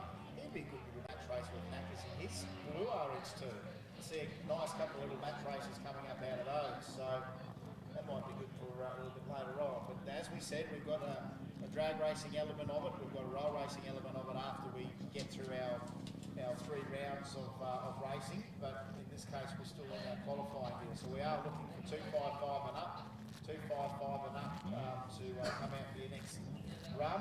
It should be the end of our 235s, if not very soon, and we'll be keeping more announcements out for that afterwards. So enjoying the Billet Plus Buznats, I hope you are. And yeah, we've got a nice little taste of some of the stuff out there. Check out that great show and shine as well. That's all happening across the back fence of the complex, just near the staging lanes there. So we've got to thank the Image Detailing for their support of that. You'll see the big archway there. Another call, please, 255 and up to the lanes, please. 255 and up to the lanes, and the modified class, the rest of our guys. If you want to come to the lanes for another run, we'll put the call out for you for that second session. And if you're ready, come on out. And as we said, we'd like to get you all through to make sure we get you as many hits down the track as we can. Ideally, 3's good. As long as we can get 3 away, who knows what we might do after that. We'll normally take you after the first 3 anyway, and then after that we might still have a little open grudge thing just to help. Mate, anything can happen here. We can be very flexible here as long as we get some structure in the beginning of it, and then if we've got a bit of time, we won't just wrap everyone up and send them racing immediately. But remember, don't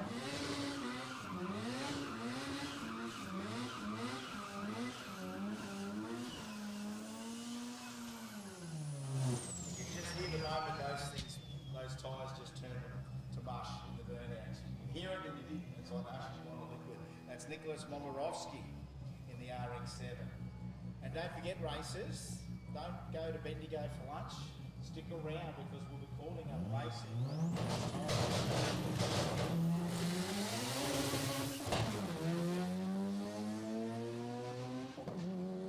He's got through the gears now, 60 foot, 188, half track, 76, 1166 at 125 mile an hour. Nothing to be sneezed at, and as we know, the weight of takes a little bit more power to get them down. Also, I don't think they're ideally suited to drag strip wars because of the IRS and everything, but try and get one cheap. Oh yeah, drifting, they're great for drifting and circuit racing and time attack and everything. They're fantastic, but for drag's not the ideal thing. However, the first ever 7-second Pro Street Racer in Australia was Archie Kieski on it, but no, she didn't have IRS in it. Yeah, and Cigarelli and Marn Rodriguez had one as well. I don't think Packy's really got into too many of those ones, but they certainly, when you think of Maztec, even Billy Nabin with Mazsport, Archie with Mazfix, they all did play with that FD shape in the form of race cars as the current RX-7 shape. So there's been a lot of history etched in Australian drag racing with that body style. And even in street trim to run 11s is plenty tough. So we just continue to repeat that. That's the 255s for round 2 if you want to come to the lanes, as we are expecting you. And the modified guys, we are expecting you to come to the lanes too if you want to come up for that next one. As we say, we want to call you up in category, we want to qualify you in category, and then once we get at least 3 sessions through with you guys, we'll either go Q4 of everyone, or we'll just basically, maybe, just give you an opportunity to come up and have a run, just depending on schedule. Sure.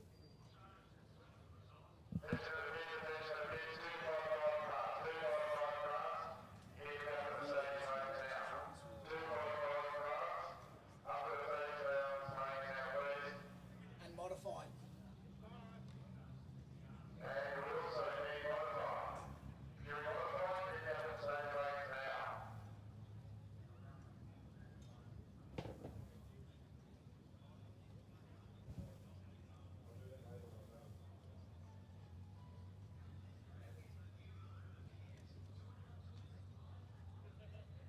All right, we're just waiting on some guys to come up the staging lanes.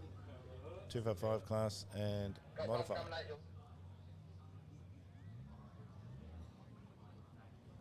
Mick's getting some great cam work there. You can see there's Rob, live cam. There's Rob Adama, filling the old NOS spotters. Look at him, chilling out. He's loving it.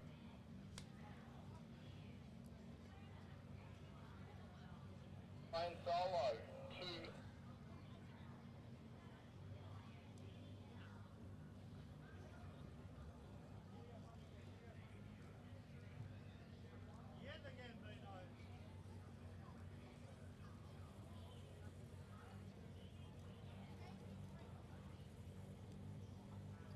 All right, this is 255 class.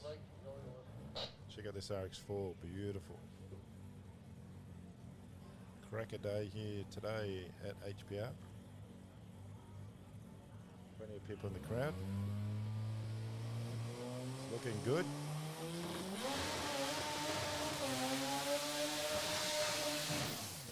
Nice burnout, nice burnout. Crowd like that.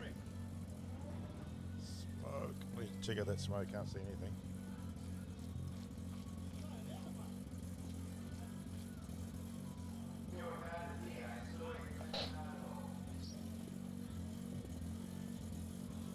Aaron Uze, thank you for your RX4, the race skid.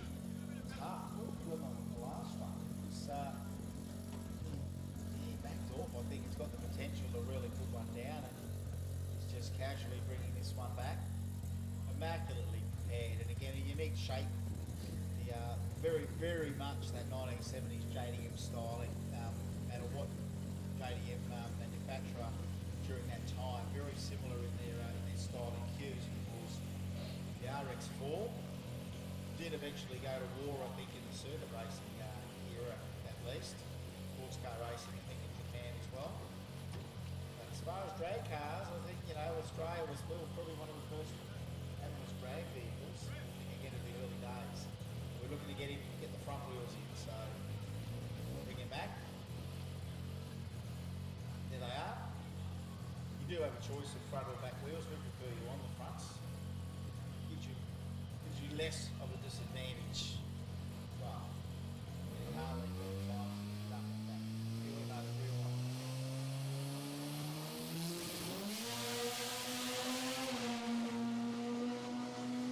Oh, in the third gear, he was 60 foot at 138 half track is optional again. 5.94 at 660 and a 10.21 at only 98. So it's got absolute plenty in that thing. 5.94 at 116 to half track and 64 138. And that is super tough. An immaculate RX4 coupe. 13B street car. Easily into the nines if he gives it a little bit more, but feeling his way down, and good couple of consistent qualifying runs where he did give it its head, got it through the gears, and yeah, just sort of rolled it off past that sort of half track mark and rolls it through. Just better to creep up on it than overstep it, and a great effort there from him in that car. 255 guys, come on, come up for the second run, get up to the lanes for that, and our mod guys. So our modified rotors, our wild boys, come up to the lanes too and get a chance to put the 255 up there first. A little action happening around the house, down there. Not too many JDM manufacturers decide, you know what, we're going to open the line from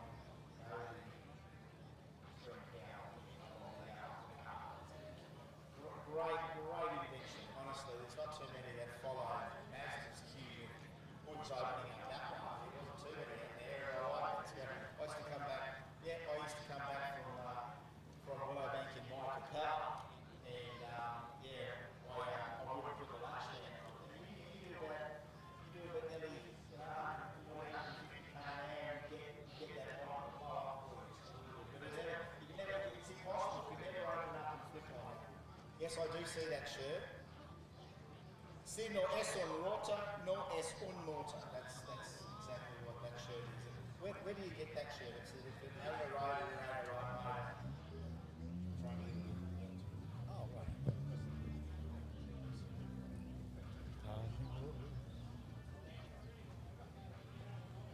Yeah, is that right? Is that where you got that shirt from? Oh, right. It's a good shirt. Good shirt. You threw that all right with the media monitor? All right, we'll make sure we keep it clean and running like a dream. All right, so getting him rocked up in the RX3 here shortly. It's so good to have you all here, folks. It's quite a good crowd too, let me tell you. It's a nice, healthy crowd. Good to have you all here.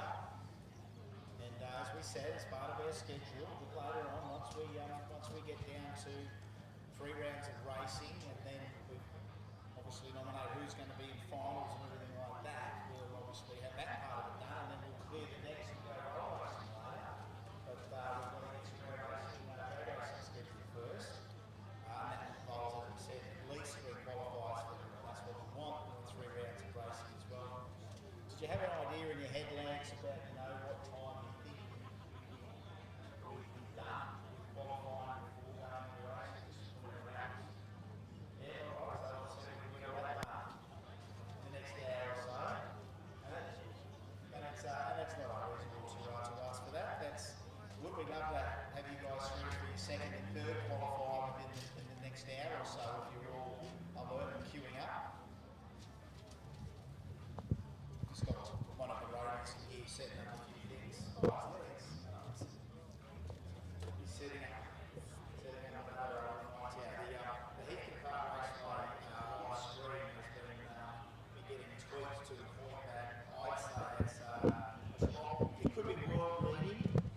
I'd like to say world leading right now, but you'd be the judge to get on, check it out too, and really for experience and then sort of test it over the last couple of events here or days here.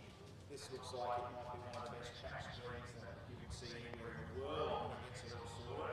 And that's what happens when someone that owns a drag strip comes up with ideas to make streams better, including setting daunting looking microphones in front of me. Inside the middle here. For the can you get some of that sort of foam up around us here, mate? We're like in the soundproof booth now.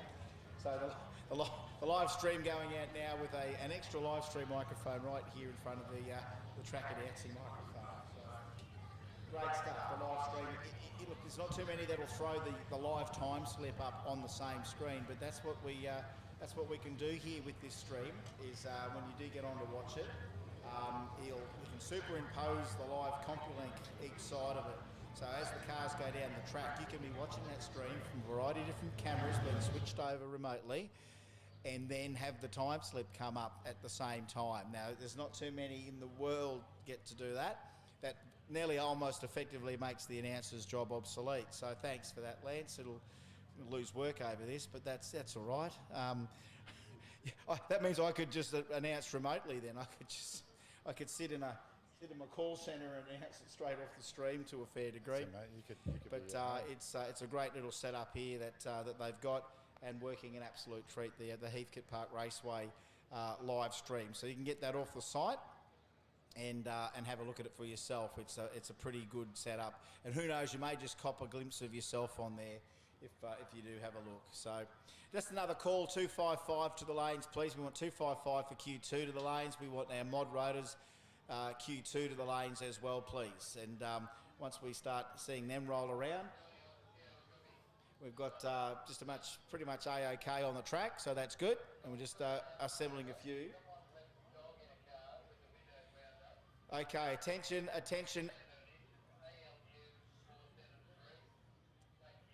Okay, attention. If anyone has brought a dog with them, if anyone has brought a dog with them and has left the dog in the car, could you please go back to the car, please? I think you need to wind a bit more window down, or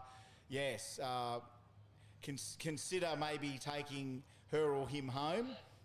But we've got someone that's come here and they've got a doggy in the car, and someone's just spotted it and would like to know if the owner of that dog can go back to the car and tend to the puppy dog. So there we go. So someone's done that. Yeah, so if someone's brought a dog, you'll know who that...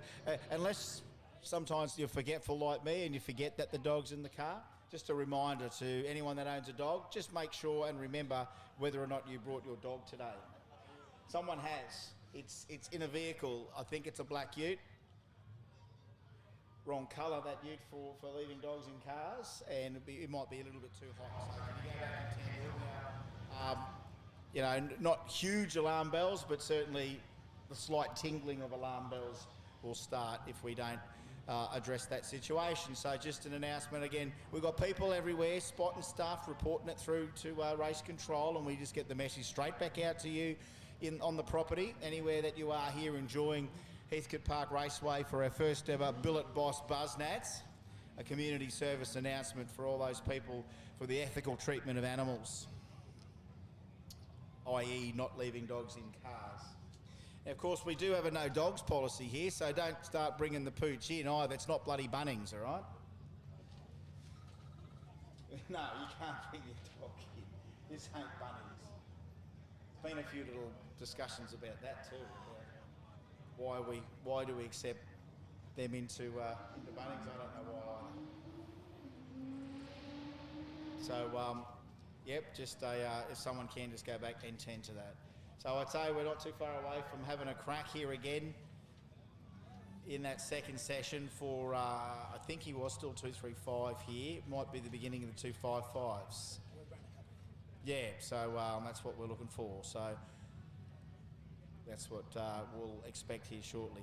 And just a big announcement, all those people out there that get the sunscreen on. It's a hot day. The sun is belting down, and it's something we're not proud of, being Australia being the melanoma capital of the world.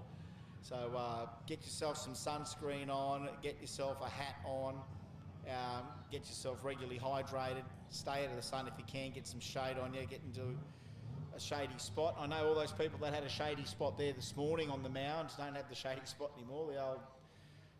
The old sun's gone, and now your shade's gone.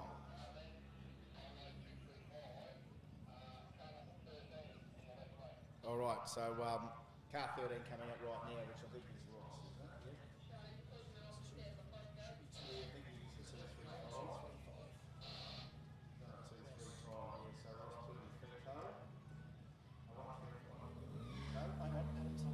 No, it's Adam Tari. Oh, that's right. He's got a body gun. One's got the manual in it. That's Ross. This is Adam. The order.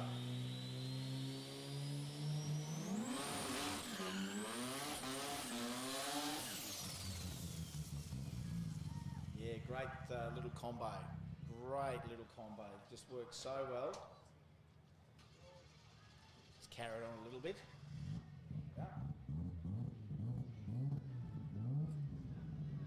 And again, these things are normally, if they are an automatic transmission, you will hear a lot of them still with 3 speeds, and I know that probably more so down in Victoria than in Sydney, is that a few people are still holding on to these really tough Jatco gearboxes, which were, of course, a JDM copy of the C4.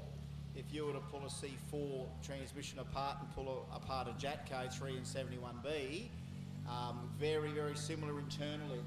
I know Japanese were accused of copying and re-engineering, but you know what? They never under-engineered it when they re-engineered it. They over-engineered it. And the old Jatco 3 and 71 can take a bit. Also, we still see plenty of C4s in these cars. Turbo 400s too. Oh, you want to dangle that a little bit longer? How about that? 135 with one wheel hovering above the 60-foot beams.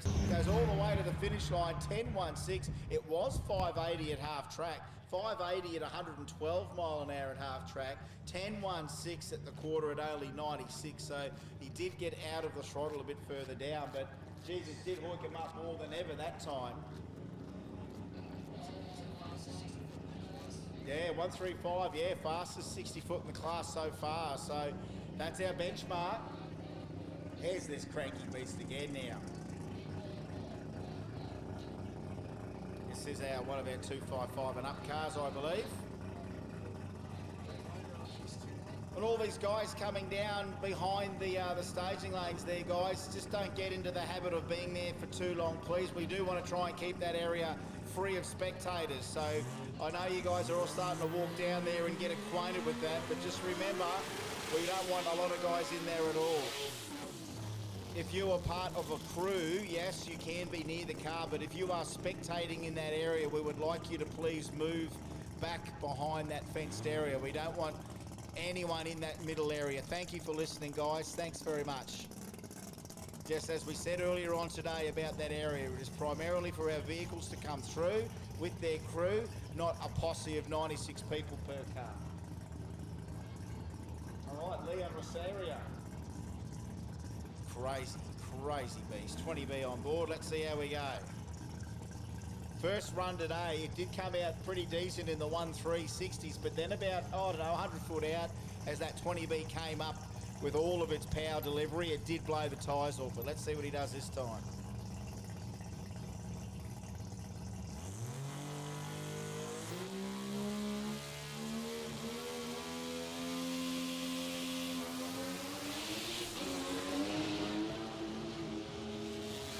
Not 100% happy, not a picture perfect run, but he's still persevering with it for a little bit.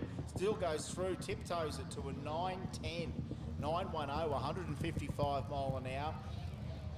It did go 146 in the 60, 146 in the 60, half track 601 at 125 mile an hour, 910 at 155. All right, so 255 guys have had a little bit of a go there. I can see a couple of mod guys coming up for a run. So here we go, second session for mod rotary.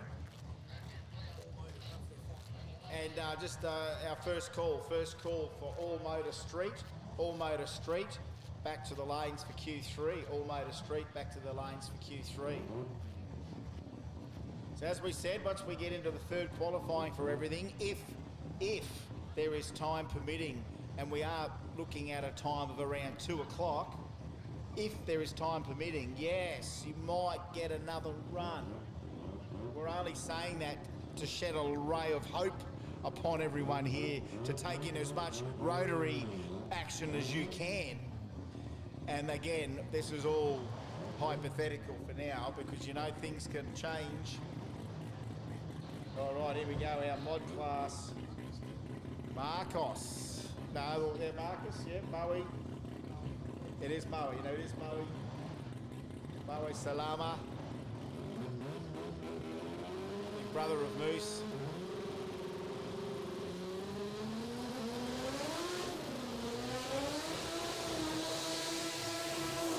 Ah, yes sir, put your hands together, clap, cheer and whistle if you love what you see. Essa es una grande. Junta tus manos, quel gran agotamiento. That's put your hands together, that's a big one, and what a great burnout.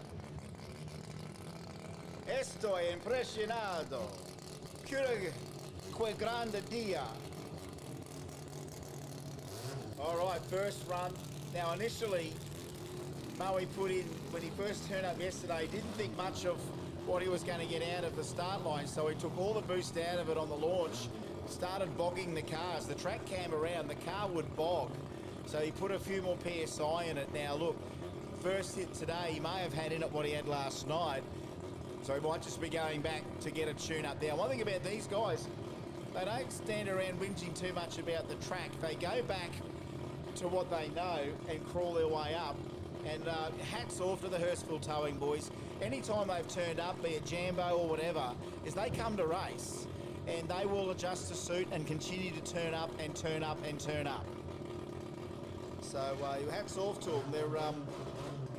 They're bloody legends in my book for what they're able to do. And you know, they definitely not always the quickest car out there, but they'll turn up. And there's Moose out the front there. All right, let's see what he's got this time, Moe.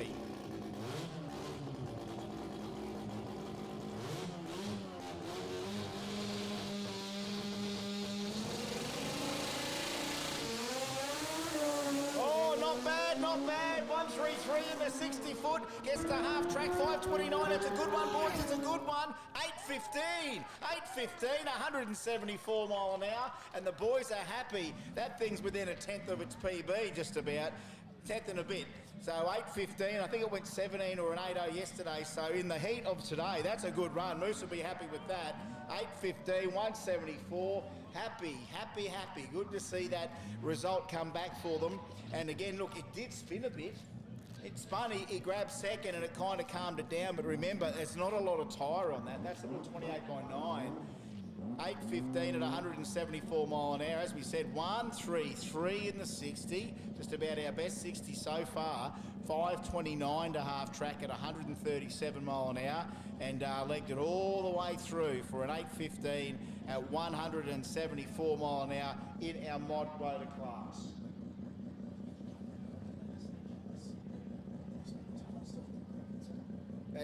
That seems, I mean, the rotaries you do that, and the radials you'll do that, and it won't ever hook up, but the slick, you can spin them a bit, grab a gear, and it will eventually pull it down. But yeah, you got to dead hook them radials, you got to dead hook them and get them out.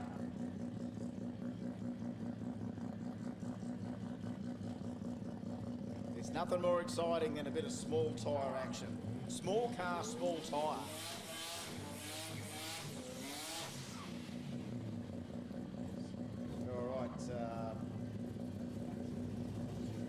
Yes, that's Ross Pugliafito. Yeah, I don't know what box is in this, but it is a sequential. So he can shift it sometimes H-pattern. He tried a bit of H-pattern yesterday. Keeps the exhaust on. Did you see the flames coming out of the exhaust yesterday for a gear change? Knows how to stage this thing too. He's no stranger, Ross. Oh, he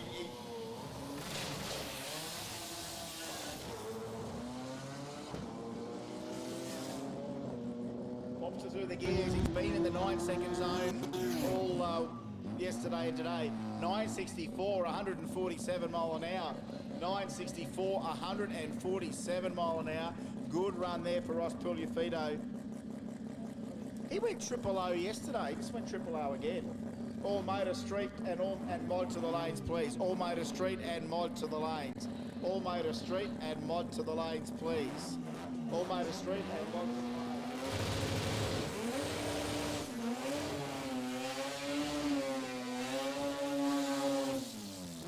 Oh, junta tas manos, que gran dia. Wow, little car. Even little Buzz Junior here. Buzz Junior's not even scared of it. Not even scared of it. He knows what sign of friend he thinks he was wrong. That's the way. This is a wild little car, 7251. That's Marcus Stillman, you madman. Now Marcus, he likes to murder the old tyres off this thing. He did a little bit of what Bowie did on the previous run, where you spin him and shift. If he gets that right, that thing's off on another march.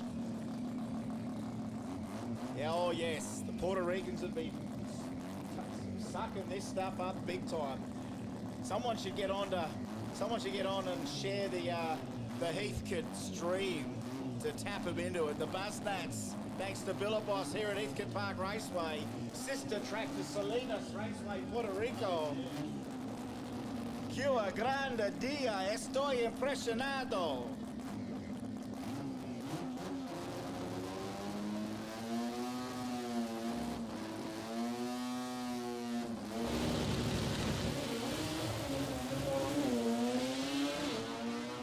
Jeez, he's about third gear by 330 foot. Goes half track, 598, 126, 912, 154 mile an hour. 912, 154 with plenty of action on the line. That's what rotaries do.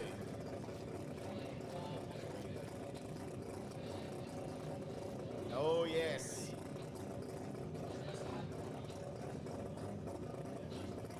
All right, he's back, Dyson's back. All right, not a big one this time. Might have been something with the box. Might have been something with reverse for Dyson. It's interesting that he's gone the short burnout and not going for reverse. So maybe that was a little problem that caught him out, locked in gear or something. But here he is now. Wayne Dyson's first little run down the racetrack. Andrew. Of course I have. It's Andrew. I said Wayne. That's old school. Hats off to the one of the original OGs of the rotary game. The name Dyson is Rotary Royalty. Oh yes! Easy as 120 in the 60-foot half track, 521. Good first pass, here it is, 804. 804, 174 mile an hour, and hats off to the Dyson team. They were able to get that car turned around and whatever issue it was, work through it. Short burnout, 804, great shift into second. Half track, 521, 137, 1,000 foot, 674. Our quickest DT of the day, 804, 174 mile an hour for Andrew. Yeah, Dyson is one of those Victorian rotary royalty names. I think of things like Dyson, Dalton, even Williams in the early days, Edwin Williams as well, even Rodriguez, big shout out to him, of course, with Maztec as well in the early days.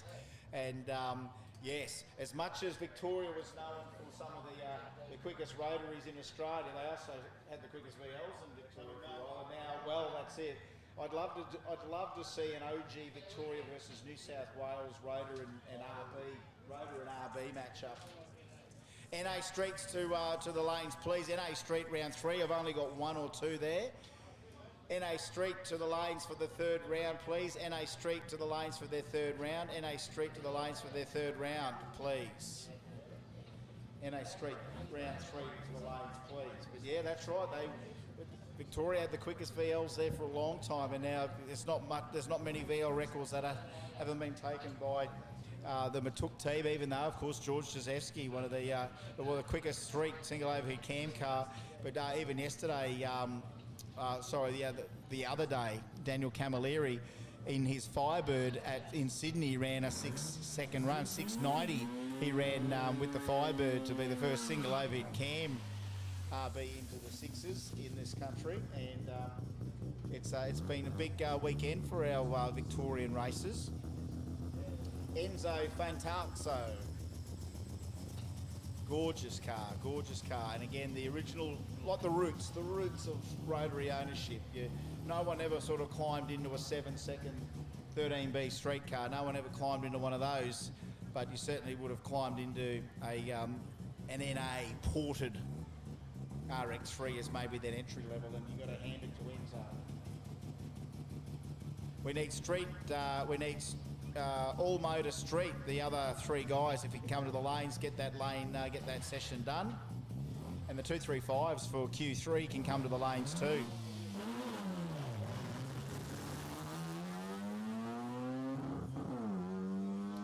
just flooding, just carrying on there after the launch. If it's got an IDA on it, it could just be slushing around. Flood levels, yeah, so she might have an IDA on it. Big, or Holly. No, the IDAs were perfect. So not a bad run there, even though a little bit of a stumble for Enzo. It still went 14.63 at 97. So the call is out there for the street all voter guys. I think we had 3 more to come out for Q3. The call is out there for 235 for Q3 to the lanes, please. Remember, folks, we'd love to wrap you all up in 3 rounds of qualifying by 2 o'clock. We're at 28 minutes to 2. We'd love to get you all done for Q3 by 2. And a word now from the track owner to whip you all up.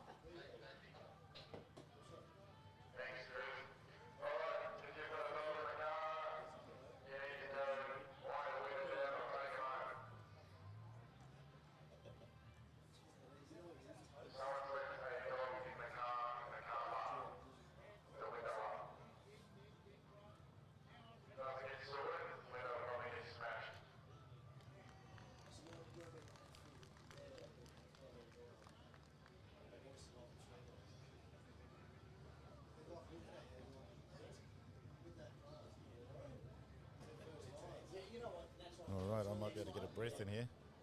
Might be able to get a word in. Yeah, nice day here. A few fast cars. A couple of 8-0s. Just waiting for some 7-second cars to go down. It's very hot here actually, so the track's a bit greasy. But as it cools down later in the afternoon, the track will get better. Got some good footage, some good video there from Mick Cam. Pits are full. Looking good.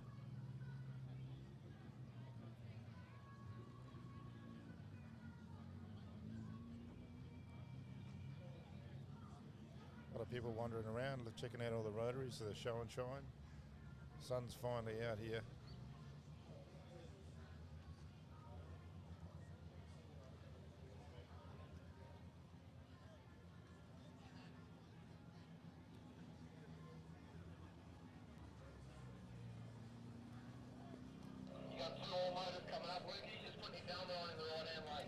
A couple of cars coming up now. This is all motor.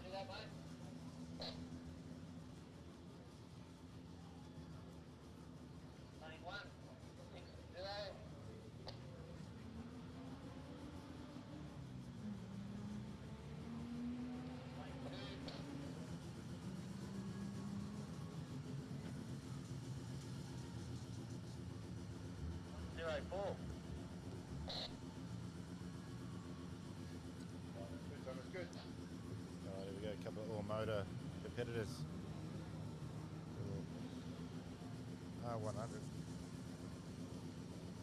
Thank you, Lance. Coming through live from HPR Radio, the live stream going across the world of horsepower. Dateline, Puerto Rico, Heathcote, Knowsley, Victoria.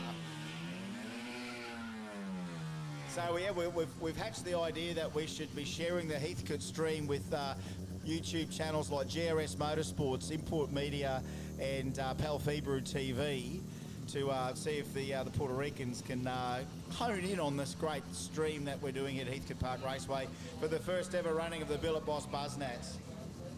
So here we go, entrant 104, Ben Walsh, up against entrant 60, being Chris Fletcher.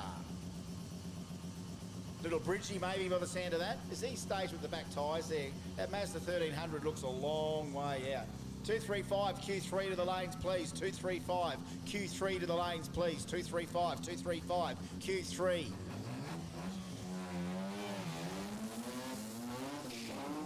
Looking for a couple of gears there. Found one, that'll do. That's second. Take that one. And yeah, sometimes that first second smash, you just want to get that right. Somewhere along the lines, the human element kicks in. 1387 to a 1497. So another call, please. Another call, please. 235 Q3 to the lanes. 235 Q3 to the lanes. Just the other two categories on notice, please. The other two categories on notice, because as we are hoping to wrap up qualifying by about 2. That's what we're hoping. We'd love, got an idea in our head around 2 would be good. and then obviously that almost might constitute a small break before we'll be starting to herd you around for 3 rounds of racing and then finals. So just be aware, we're not here all arvo to do drag racing. We're going to get some rolls on, and I do believe we've got a nice little roll up of roll races to do this afternoon too. So still a little bit to do here before you get yourself one of those inaugural Buznats trophies. So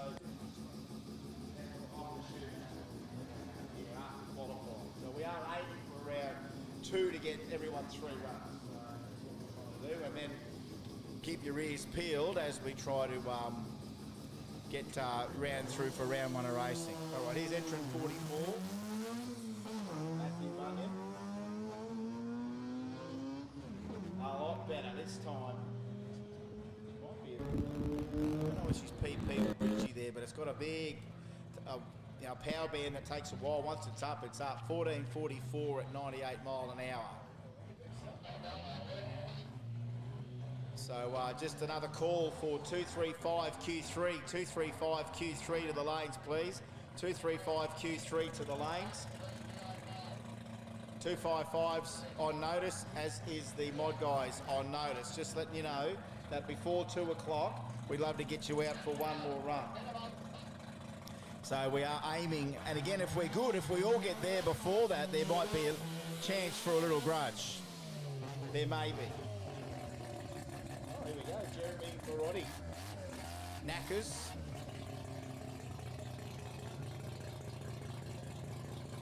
So we are hoping for that 2 o'clock finish for Q3 of everyone. As we said, if we do get there earlier than that, there could be a little bit of grudge, like tiny grudge before the end. And that's the 2 o'clock. That's the 2 o'clock aim.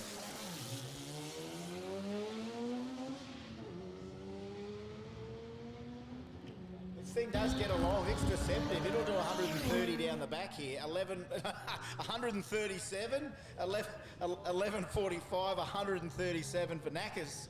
And that's one of his best runs so far, where he's walking it off the line on street tyres. So 11.45 at 137. So in a perfect world, as we continue to repeat here throughout the complex, for those that can and cannot hear us, is that our goal is to have everyone qualified by 2 o'clock. By any miracle that we get everyone qualified 3 times by 2 o'clock, there may be a chance for you to slot up the lanes and have a little run before the end, before we go into racing. But don't be too upset. Yeah, he's getting the hang of that one too. That's Tiago Rivera. Almost the closest Puerto Rican name we've got here today. It doesn't go down the Greek Avenue, it doesn't go down the Serb Avenue, it doesn't go down any avenue other than Peter, Ribeiro. It's close enough. 255 to the lanes for Q3, 255 to the lanes for Q3, 235 you should be on your way to the lanes for Q3. We just want to qualify everyone 3 times before 2 o'clock, because we're hoping to aim for a bit of a lunch break during that time where, guys, you can all chill and relax and not miss anything.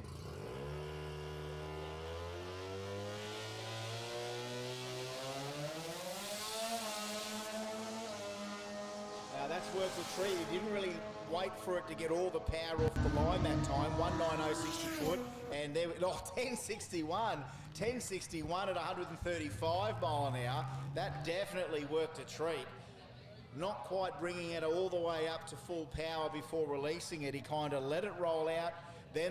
By then the power delivery was perfect. The car managed to cope with that, and that little RX-7 1061 135. The Billet Boss Buznats here for the first time, 2022. We started this idea a couple of years ago. Dean wanted to put on a rotary-only event, and look, a few things got in the way between when we wanted to do it and when we've done it, but here we are, we're doing it. We've got one getting in the books right now, the first ever all-rotary drag racing event, and for the class of 2022 that are enjoying it, certainly thank you, all competitors and spectators and friends, family and crew that have made the effort to come out here to beautiful Heathcote Park Raceway. Beautiful sun shining, nice little breeze helping it all out there. And it is so good to see you all out here for the first one. It's not a bad first attempt at an event, is it, to have these numbers in what we've got. And I know, rest assured, the next one that we have with the more The more we can pull, the more rotors we can pull, especially from interstate, the more that you'll want to see them and the more people will come for that. But that's not a bad turnout for Victoria's first ever attempt at an all-rotary drag event, Buznats, getting it in the books here. So the best thing you can do is reward these guys by getting your merchandise while it lasts here at the Buznats tent. Grab that stuff. Don't forget you could go into the draw for a passenger running 6300. Pending he's going to come back. We haven't heard him two-step it for a little while, so maybe he could be ready for a little run later. Do not know. Anyway, we're another call for 235 to come to the lanes. 235 to the lanes, please. 235 for the last run for Q3. 235 for Q3 to the lanes. 255 Q3 to the lanes, please. And the modified rotor category, modified rotor, you guys can start, well, staying together and coming up as a group, but let the 235, what's left, and the 255 guys come up for Q3. What is going on? What is doing with this Suzuki Mighty Boy? The internet would be blowing up if we knew that we had one of the quickest street Suzuki Mighty Boys in the world, you would almost say.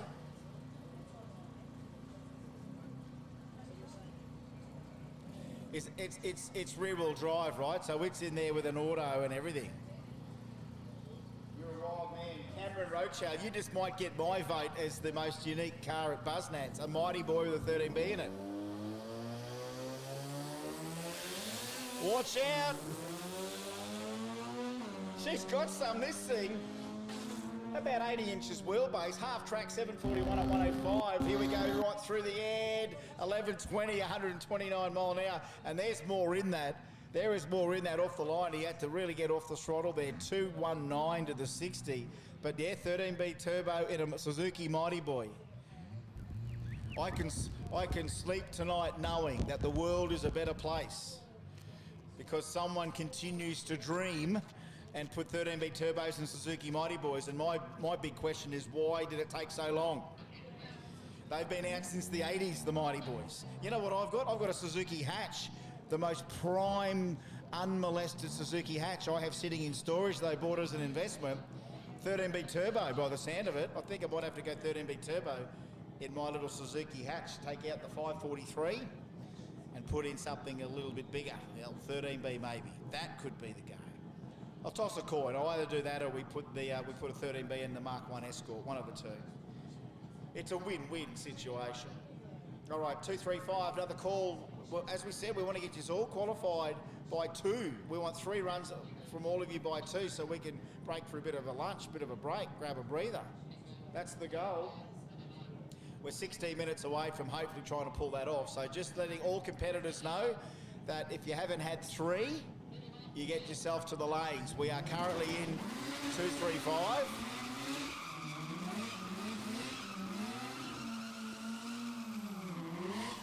Yeah, you hear those tyres turn from friction to liquid, and I don't know how long you'll keep those things on. That's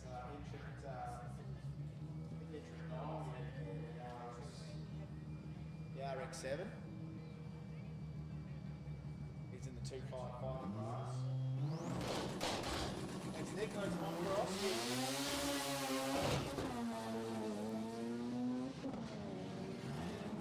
Oh, not bad this time. Half track 742, 97 mile an hour, and all the way through, yeah, 1135, 126 mile an hour. That'll be a good match race with Knackers too. Like, there are a great bunch of real street cars, even doing it through the exhaust. 1135 at 126 mile an hour, 187 in the 60 foot.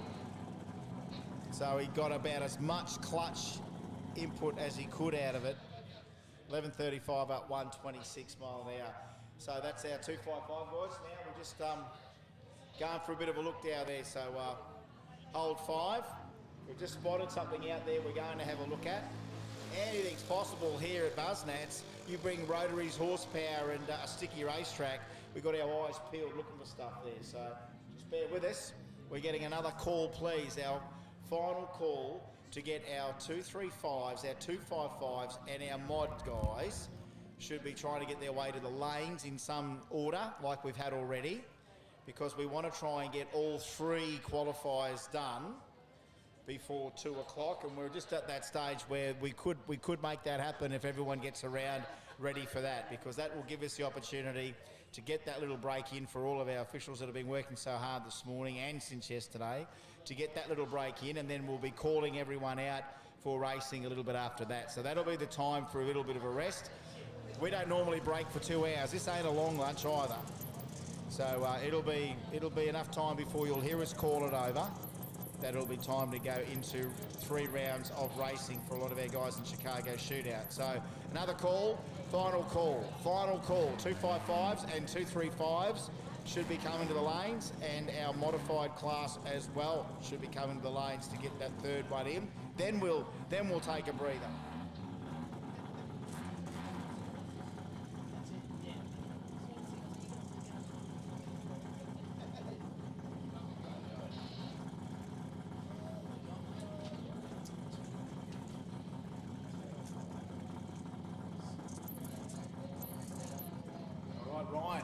Ryan does a pretty wicked skid. He gets himself in a bit of trouble here, Ryan Bennett. Let's see what he does this time.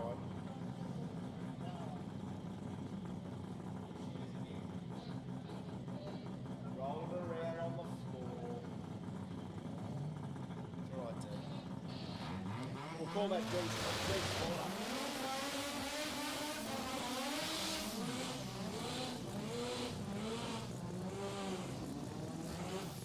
Oh, we just can't get enough of it. Cannot get enough of it. These boys can't either. I think there's 2 types of people in this world. People that own rotors and people that wish they did.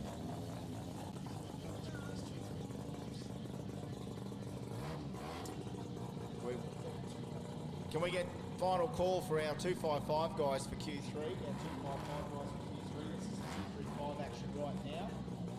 And to get the mod guys too, as we'll repeat it again. All competitors that haven't had 3 qualifiers, you should be making your way to your lanes in your designated order, being, 255s and mod.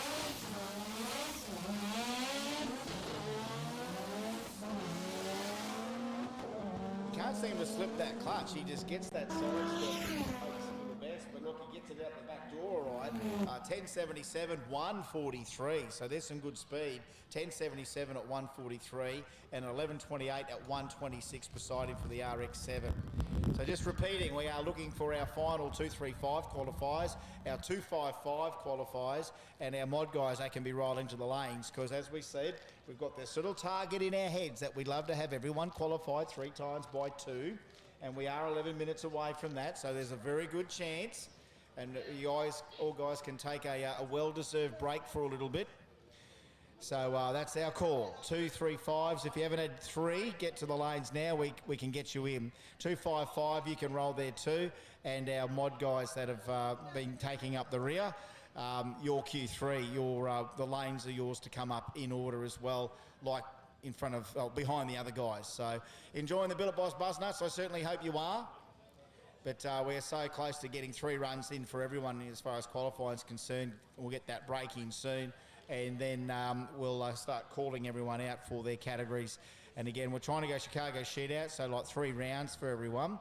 And again, it will be short and sharp, basically. We're not trying to rush everyone, but we're trying to make sure you don't have a lot of waiting either to bring your cars out for each session. So can't say that we're not getting it in. We've got a little bit more to do too, as we are scheduled to go roll racing after our drag racing finals, and then that's another great thing to see here too.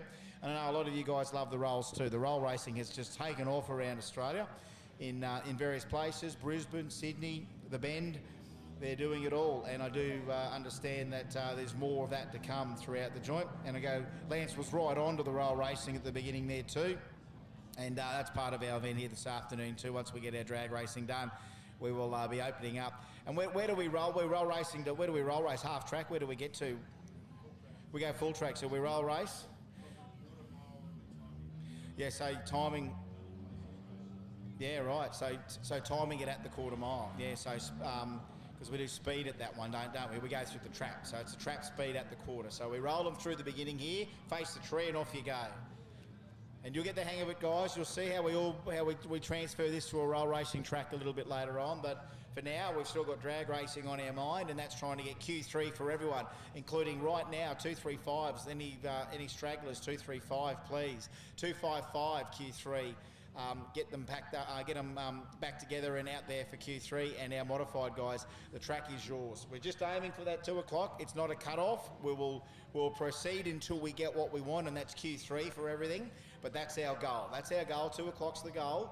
We are hoping to roll through with everyone for 3 Qs by 2. So if you're ready, roll on through. And that doesn't mean in your own time. I mean ASAP. Here's Donchos again. Here he is.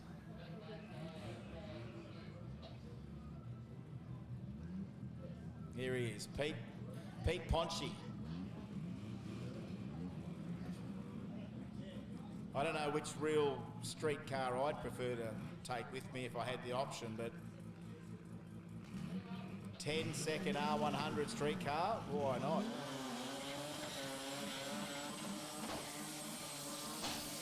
He does it well, does he not? And yes, he may have contemplated bringing out the little wagon, but decided that, you know what, he thinks that he wants to enjoy the day a little bit more, i.e. bring the street car and you're not having to be a slave to the race car. It does change your day. If you're slave to an all-out race car, it's a day. You bring the street car, you can have a few runs, you park it, you come out, you have a few runs, you can take a whole lot more in. All right, here we go. Pete Donchos, Q3. 235 class. Hang on, is that back tyre? No, was it just... Oh, there you are, Pete. All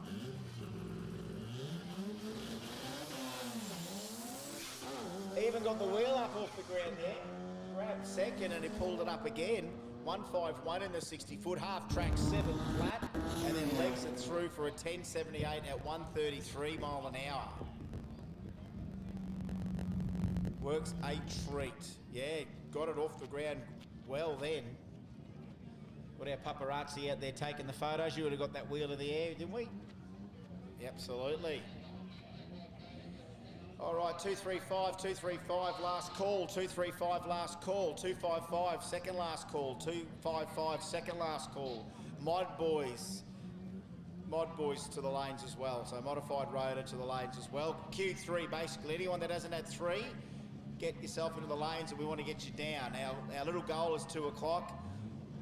It's not set in stone, but if we were all good and had no delays and we were, 45 minutes out of schedule, we would probably have a few grudges, but let's keep it flowing and keep it going. So we are going to achieve our goal of getting everyone at least 3 before we go into Chicago shootout mode a little bit later on. And for anyone just to work out what a lunch break is, it's not a politician's lunch break. It's not 2 hours.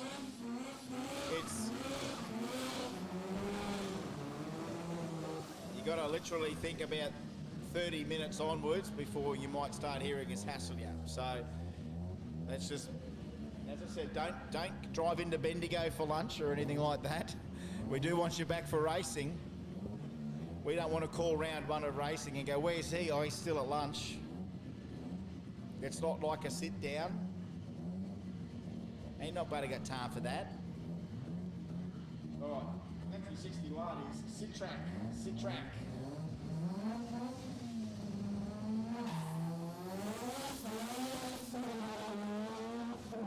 These guys are getting the hang of how to get these street-tied cars off the line. Just a little bit of wheel spin, a little bit of clutch management.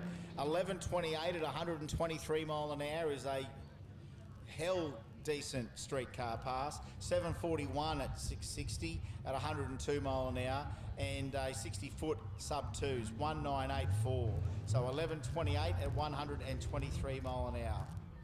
All right, 235s, we won't ask you again. We're looking for anyone that needs to do their 3rd qualifier.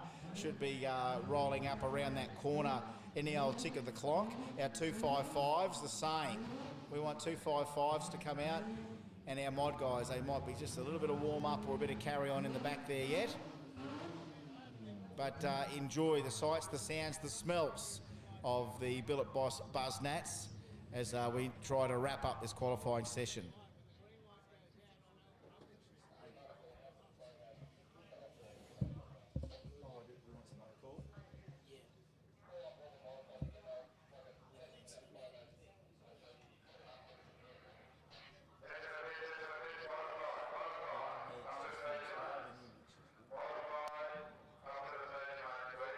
And 255.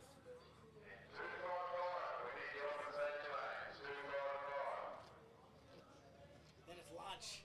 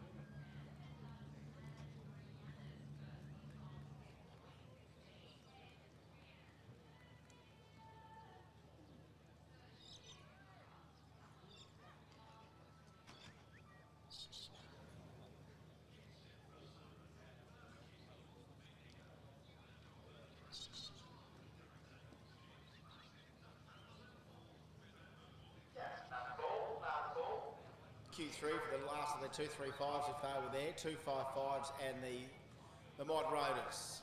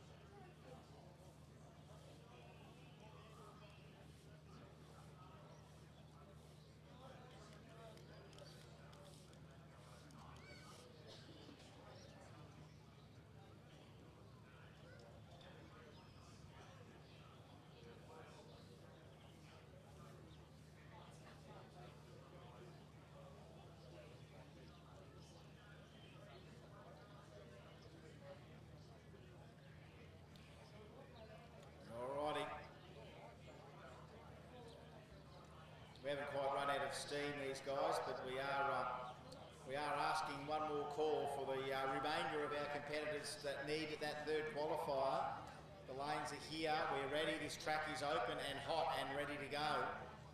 So that's what we're all waiting for, just the rest of these guys to come up into the lanes. We have an open track ready to go. It's not like we're cleaning anything up. This track is ready, so we're just waiting for you guys.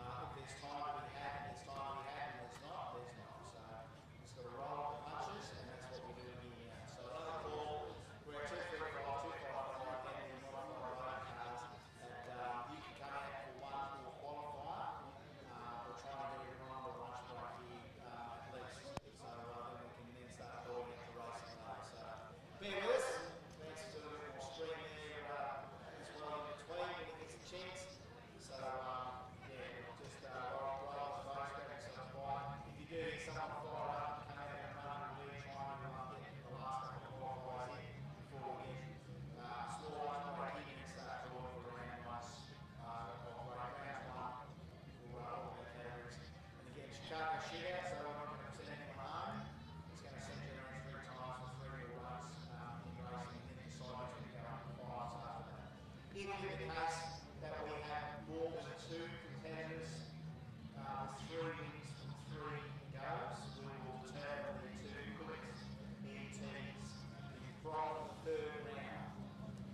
Not you know, just guys, oh, I had a solo, and this is what's called being like in the past in Chicago shootout. They get to round 3, they've got 2 wins, they get a solo in round 3, they roll down the track without going fast, and then come back and go, I'm in 5, I'm 3 and 3, and so I'm sorry, sir, and I'm going to go up. You go 3 and 3, however, we had more than 2 people 3 and 3, now 2 we get in there. They only do that once. They only learn that once, and then after that, they'll never go into round 3 again. It's basically that's how we do it in Chicago shootout. It's the single-handedly most, obviously, above diving racing, just pretty fair too, but that's handicap racing, you still want to win. Diving around the nation is pretty cruel. You can lose in round 1 no time at all, you know. Chicago shootout is 3 rounds of racing. So you try your best over 3 rounds.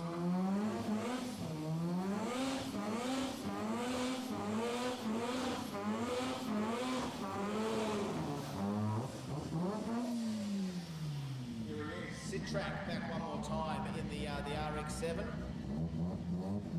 See the Hurstville Towing boys back for their 3rd run as well.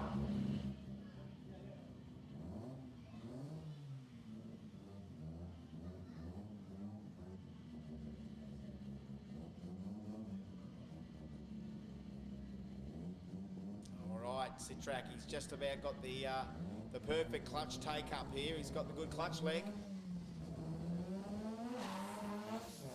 No, just the clutch leg didn't let him down. Then the right foot let him down a little bit. He just lifted and it bit, and it's just going to cost him a bit of BT, not much. 11.54 at 111 mile an hour, and yeah, I think last run he went 1.98 in the 60. That's 2.07 in the 60, and a little bit slow at half track. But hey, Citrak's got 3 time slips in the glove box, and he is ready for racing a little bit later on when we go to Chicago shootout.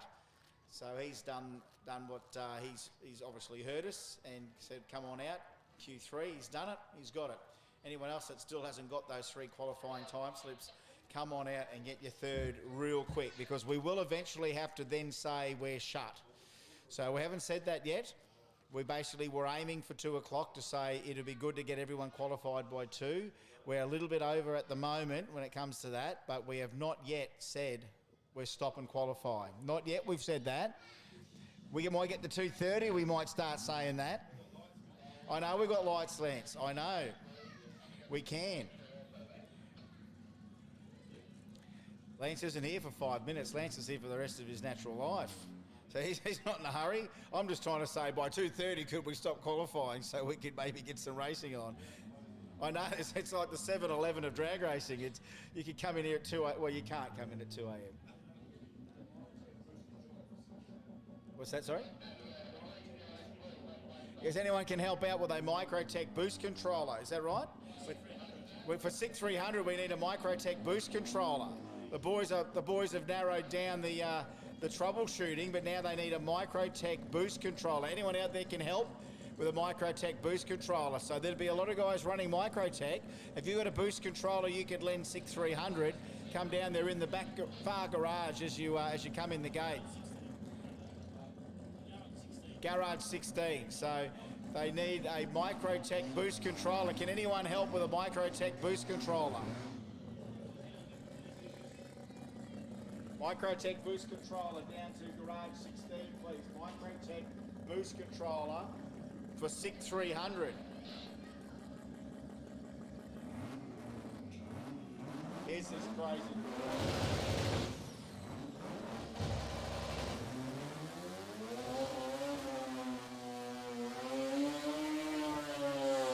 Oh yes, Marcus. Once she's up, she's up. Juntas manos, esa una grande, que grande agotamiento. Just brings out the Spanish in me when you see little 13Bs. Yeah.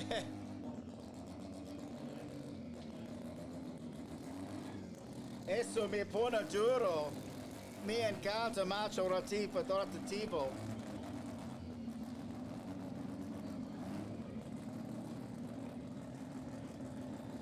All right, Marcus Stillman, last shot for him in qualifying. This is his Q3.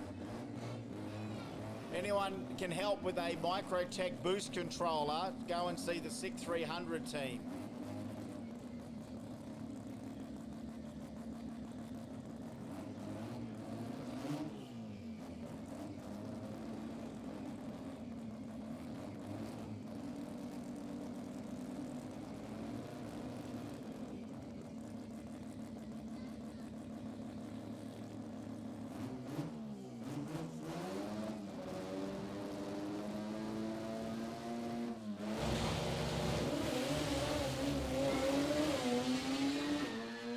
A few gears on the way, 159 in the 60, half track 603 gets it out to the quarter mile, 921, 153 mile an hour for Marcus Stillman.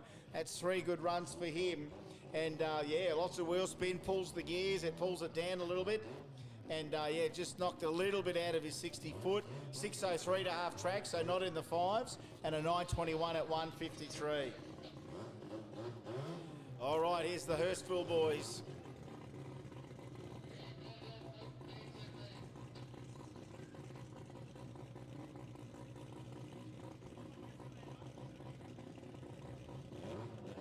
Me encanta el moto rotativo.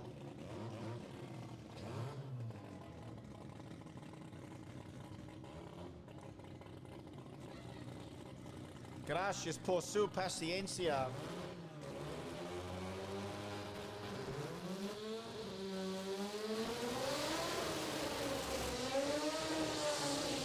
Oh, yep. Yep. That's the skid they want now. That's got plenty of tyre temperature in it. Moe Salame, the Hurstville towing boys.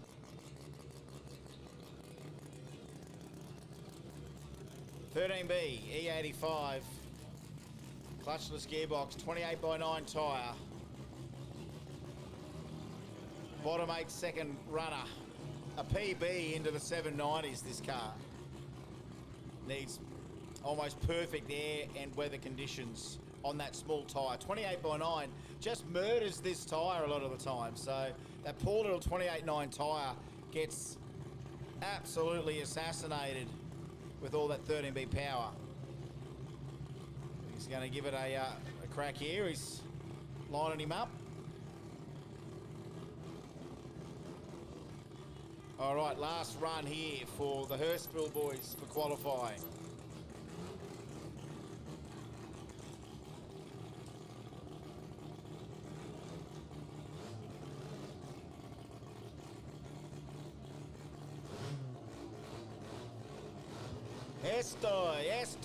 Estoy impresionado.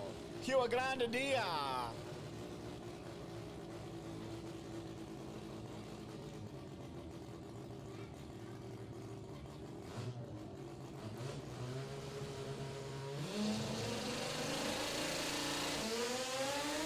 Oh yeah, boy. Whoa. Esta 135 in the 60 foot.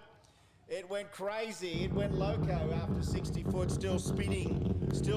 135 in the 60 foot, but then off it went towards the centre line. And one thing that we know about the Hurstville boys is that when it gets wild, they know the car. They've done that many laps on it, and of course the pilot, he knows when to get off it as well, because he's had a few wild moments in the car. That's why on this side you can't see it from the spectator mound, but it does have a different colour door on this side because it blew the door off it. I think running down in Sydney, so they've had to change doors on it. And even yesterday and today, racking a bit of tape across the door jambs to make sure they don't blow out. So it was on.